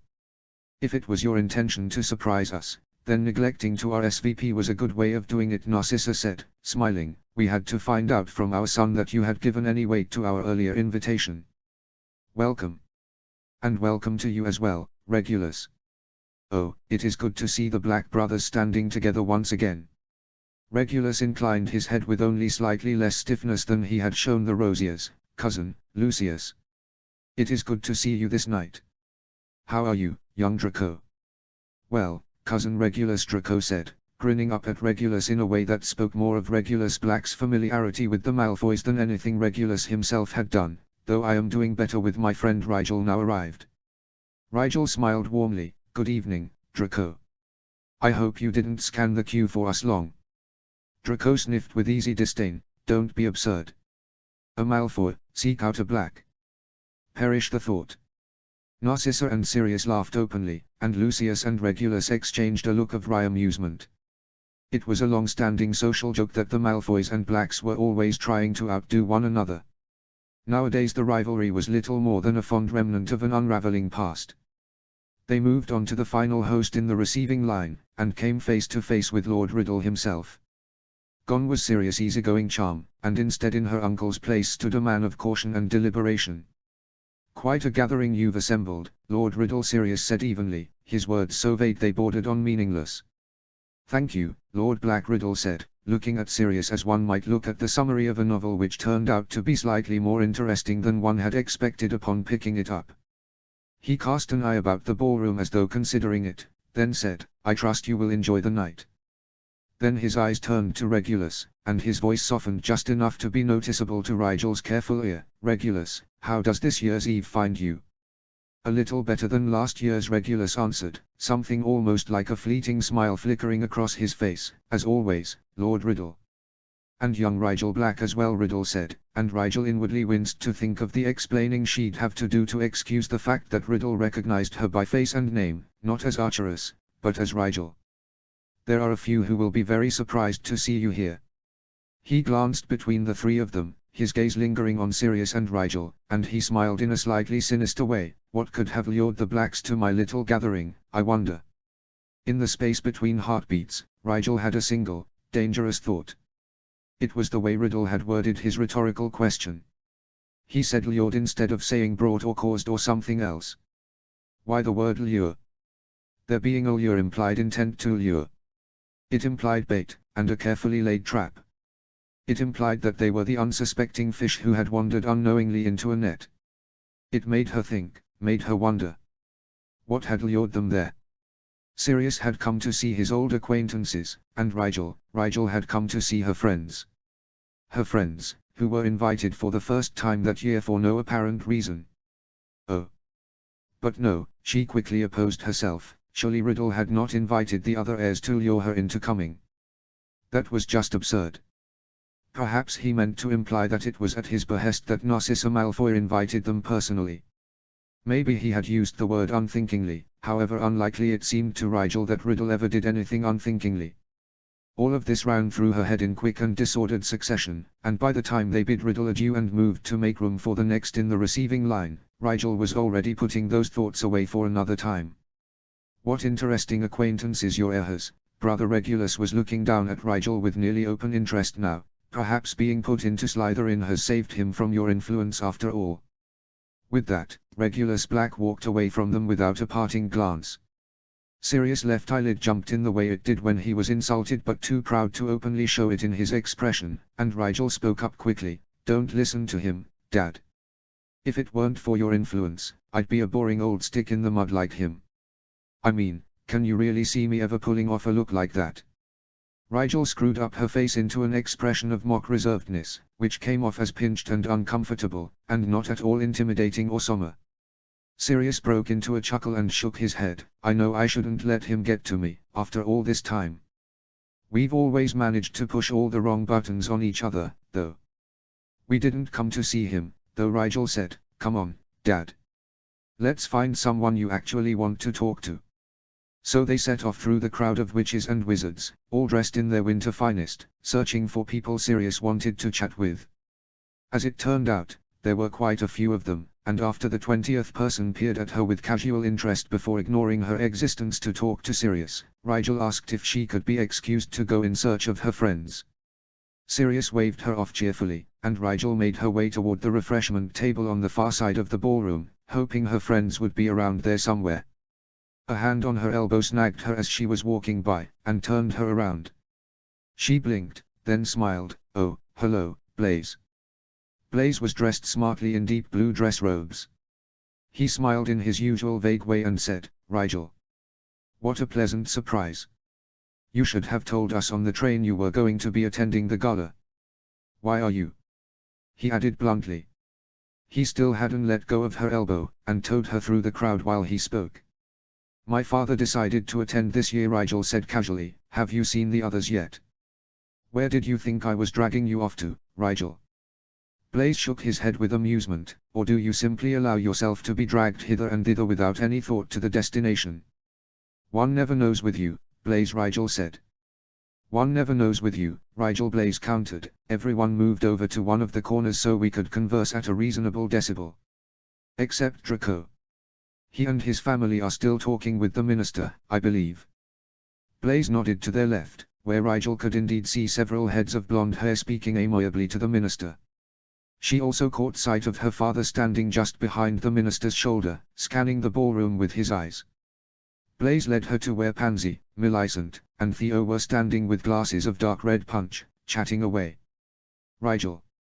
Pansy smiled and handed her punch to Theo so that she could clasp both of Rigel's hands warmly. You made it. Draco said you'd be coming, but I admit I thought he was exaggerating the likelihood. And miss a chance to see you, Pansy.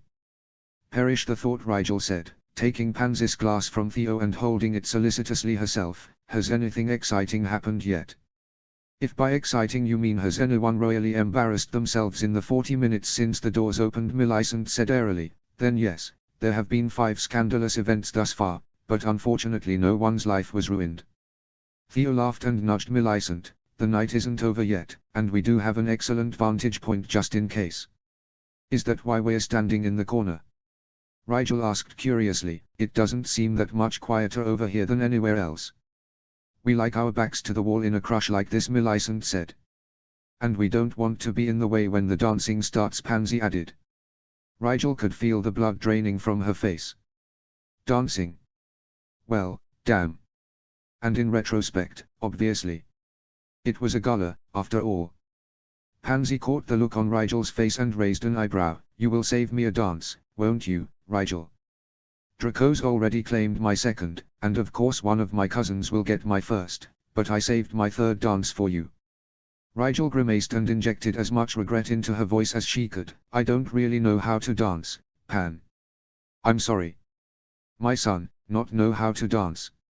Ridiculous Sirius had appeared behind her and clapped a hand on her shoulder. Of course Arch will take your third dance, Miss Parkinson, how kind of you to ask.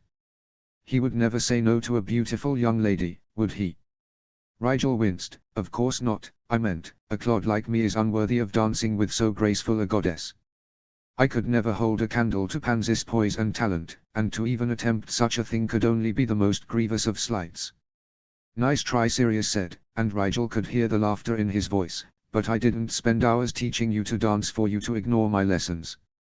Technically it wasn't you who. I didn't spend a fortune on hiring a dance instructor for you to ignore her lessons, Sirius interrupted unrepentantly. Rigel sighed. Yes, I would be honored to accept your third dance, Miss Parkinson. Good lad, Sirius said. So, these are all your school friends? Not a bad bunch actually. Parkinson, not, Zabinai, if I am not mistaken, and, Bulstrode. That last one was just a guess, but you've got the Bulstrode air of defensive stubbornness about you. Millicent opened her mouth, a slight frown marring her face, but Sirius just laughed.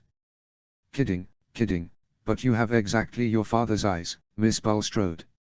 Thank you, Lord Black. Millicent clearly did not know what to make of Sirius Black, and Theo's face was only slightly less confused than hers was. Blaise just looked amused at the entire situation, which really didn't surprise Rigel at all.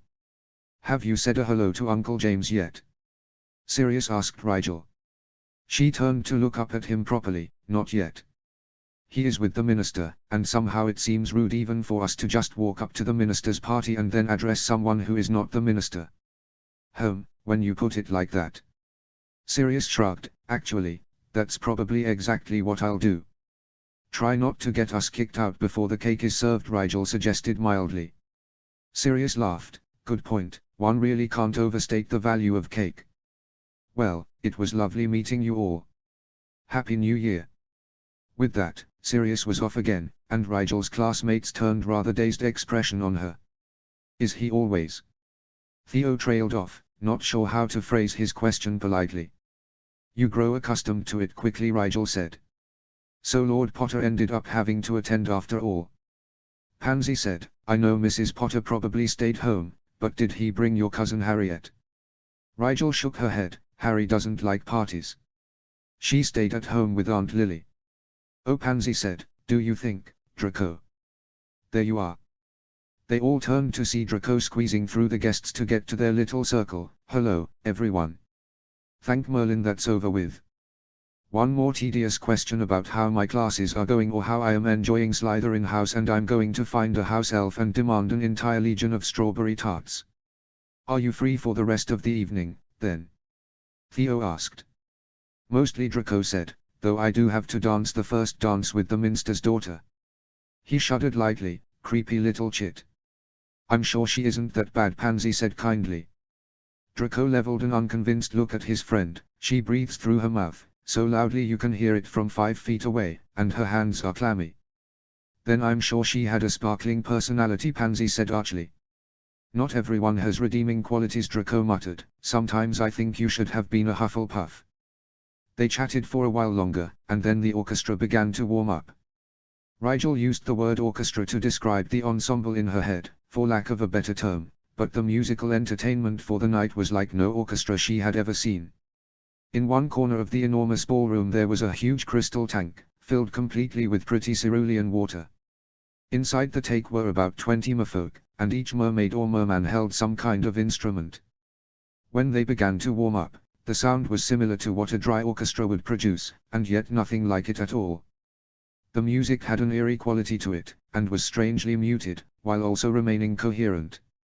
The merpeople can only play their music underwater, Draco informed them. They can breathe outside of the water, but their music sounds horrid in the air for some reason. It was a lot of trouble getting them in here, but worth it. Riddle hates it when the music is too loud for conversation, so the muted melodies the merpeople produce are actually perfect. Their group broke up then, each going to find the person they were expected to open the dancing with, and Rigel, well, she wasn't running away, she told herself. And she really wasn't going to hide or anything. She was, however, going to immediately step out onto one of the many balconies and get some fresh air. In fact, she had a feeling she'd find the air so fresh that she might have to stay out there enjoying it until the orchestra took a break. Pansy would understand when Rigel didn't appear for the third dance. She felt bad for standing her friend up, but she would have felt worse about stepping on Pansy's toes and making a fool out of her in front of all her peers. Just in case, she sidled up to Rookwood on her way out of the ballroom. The upperclassman was leaning on one of the columns, watching the dancers idly. "Hello, Rookwood," she said. He glanced down at her and said, in a deep, gravelly voice, "Rigel Black." "Good evening." "And to you," Rigel said. "I know this is abrupt, but do you have a partner for the third dance?" Rookwood lifted an eyebrow at her, and said slowly, "I do not, however. Before accepting, I feel I should tell you that I am not as a general rule inclined toward other men." "Oh," said Rigel, taken aback. Then, no, that's not what I meant." Rigel felt her face heat up with acute embarrassment. "I wasn't asking, I mean," she sighed, "allow me to start over. Hello, Rookwood. I promised Pansy I would dance the third dance with her, but I don't like dancing at all, and I actually plan on hiding until it's over. Will you please dance the third dance with Pansy for me so she isn't alone?" Rookwood chuckled, the sound slow and deep like a shifting mountain. "Ah. That does make a bit more sense. Yes, I will dance with Pansy in your place, Black. Though you should not have accepted if you didn't intend to see it through." "I did try declining politely," Rigel said, "but circumstances, my father forced me into it." Rookwood was openly grinning now. "Your father is quite the character, Black. I've seen him charm the magic out of no less than 20 people who before this night staunchly disapproved of everything he represented, and every elderly witch in the room shall be quite in love with him by the end of the night." "That sounds about right," Rigel said. "Thank you, Rookwood, and I'm sorry about the misunderstanding." Rookwood shrugged. "It matters not. Go and hide now, little snake." Rigel certainly didn't object to that plan. She had technically learned to dance from Archie, who had indeed taken lessons until he was as good as Draco and Pansy probably were, but she was frankly terrible at it. That, and she wasn't sure she could get through a set without mixing up the girl's part with the boy's part, which would be painfully disgraceful. Sirius would probably never let his son come to a social event again if he saw her attempt at the waltz. She picked the balcony she thought least likely to be occupied by trysting couples. The last thing she needed was to walk into something like that. There was a low-burning gas lamp in the corner of the balcony, intended to provide soft lighting for the romantically inclined, but the light kept reflecting off of the balcony door's crystal doorknobs and sending sharp beams into her eyes, so Rigel blew it out impatiently. She'd light it again when she left, but she wanted a few minutes without light or sound to just breathe. Toward that purpose, Rigel closed the balcony doors and sighed when only the barest hint of noise penetrated the thick, insulating wood. She leaned her elbows on the balcony, ignoring the possibility of getting dust from the stone railing on her dress robes, and relaxed her head into her palms. She hadn't been lying to Pansy earlier. Parties were really not her thing. Only the slight differences in the noise coming through the closed doors indicated the passage of time as the orchestra played fast songs, slow songs, and probably numerous other kinds of songs Rigel was unable to distinguish among. Rigel slowly unwound, taking in the sounds of the garden below her, the crickets and the gentle swishing of the leaves. Then she heard a sound that had definitely not been made by a cricket or a leaf. It was the sound of voices, and it was coming closer. Rigel leaned away from the edge of the balcony quickly, and it seemed she moved not a moment too soon. The balcony was solid stone all the way to the floor, so once Rigel crouched down instinctively behind it, there were no gaps through which the garden could be seen. She did see a soft white light grow steadily brighter over the top of the stone balcony, casting shadows of trees up onto the walls of the mansion and the doors to the ballroom. She recognized the glow as a Lumos spell, and she recognized the voice, too. Both voices. Can you not know what is happening there? Your son writes his every thought to you, does he not? That was definitely Mr. Riddle. Rigel would never forget the deceptively calm and cultured tones of that voice. She had first heard it in a very similar situation, just a voice with no face to identify it, and that sort of memory stuck with a person. Less and less of late, said the second person. Rigel also recognized that voice easily. The slow, somewhat stilted, and often dismissive undertones of Lucius Malfoy were not easily mistakable. To him it appears to be an act of randomness, however, two students struck down for no apparent purpose. Lord Riddle, I do not understand what you expect to hear. I expect to hear nothing, Riddle said sharply. It sounded as though they had stopped just below Rigel's balcony, and the light on the wall held steady. There should be no petrified students, no explosions, no acts of randomness. I do not understand, Lucius. Malfoy spoke hesitantly, then, the attacks are not according to your plan.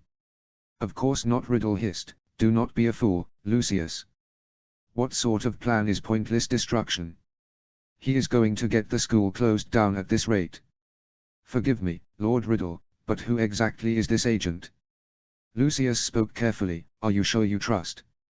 No one to concern yourself with, Lucius Riddle said dismissively, I have learned from my error with Kirill. Too weak to control at a distance. This one, I trust him as I trust myself. Trustworthy, then Malfoy murmured in assent, but is he entirely wise? It seems almost as though. What, Lucius?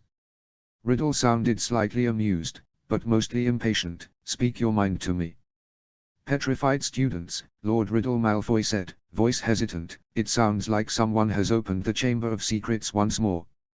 Of course such a thing is impossible, considering. Yes, one would think, Riddle said sharply, I assure you he would not have, it cannot be. Indeed, Malfoy said, yet that is the impression I get from my son's report of the incident. It is just as it was 50 years ago, no suspect and no clues. Just petrified students left lying around, and such mimicry cannot be an accident. Why would this agent want to make it seem as though the chamber has been opened, Lord Riddle? It will only stir up fear and doubt concerning Slytherin House in particular, and where the fortune of Slytherin House goes, the favor of the party usually follows. You do not have to tell me this, Riddle said, I know. I would not have, I assure you, he well understands the situation. Perhaps it is a coincidence, Malfoy offered in a transparently placating tone, maybe this one has a grander plan that is not yet clear. Things will no doubt begin to make sense with the new year. They had better, Riddle said quietly. What shall I tell Severus? Malfoy asked suddenly, he is asking probing questions. When does he not? Riddle was definitely amused now. The light began to move, and Rigel assumed they were moving on to another part of the garden. Tell him nothing, Lucius, except that everything is under control. Dear Severus needs to remain ignorant, in order to remain The voice trailed away, and the light vanished moments after it. Rigel sat on the balcony floor, numb from both the coldness of the stone she was sitting on and the conversation she had just overheard. So Riddle was behind whatever was happening at Hogwarts. And yet, he wasn't. Rigel shook her head. She had too little information to figure the entire conversation out, but some things were readily apparent. There was an agent of the Sau party at Hogwarts, one who was apparently male, despite Rigel's suspicions to the contrary, and who was working toward some unknown agenda. Although, Rigel reflected, that agenda wasn't really unknown to the three people who had seen the message left in the entrance hall. Unfortunately for Malfoy and Riddle, no one who knew the message seemed to have any interest in informing them about it. She also knew one more thing for certain. When she returned home, she and Archie were going to scour both their family libraries for any mention of this Chamber of Secrets. Whatever had happened 50 years ago didn't sound good if even Mr. Malfoy was hesitant to speak of it, and Rigel was not about to let it happen again. Oh. Oh. HP. Oh. Oh. End of chapter 9.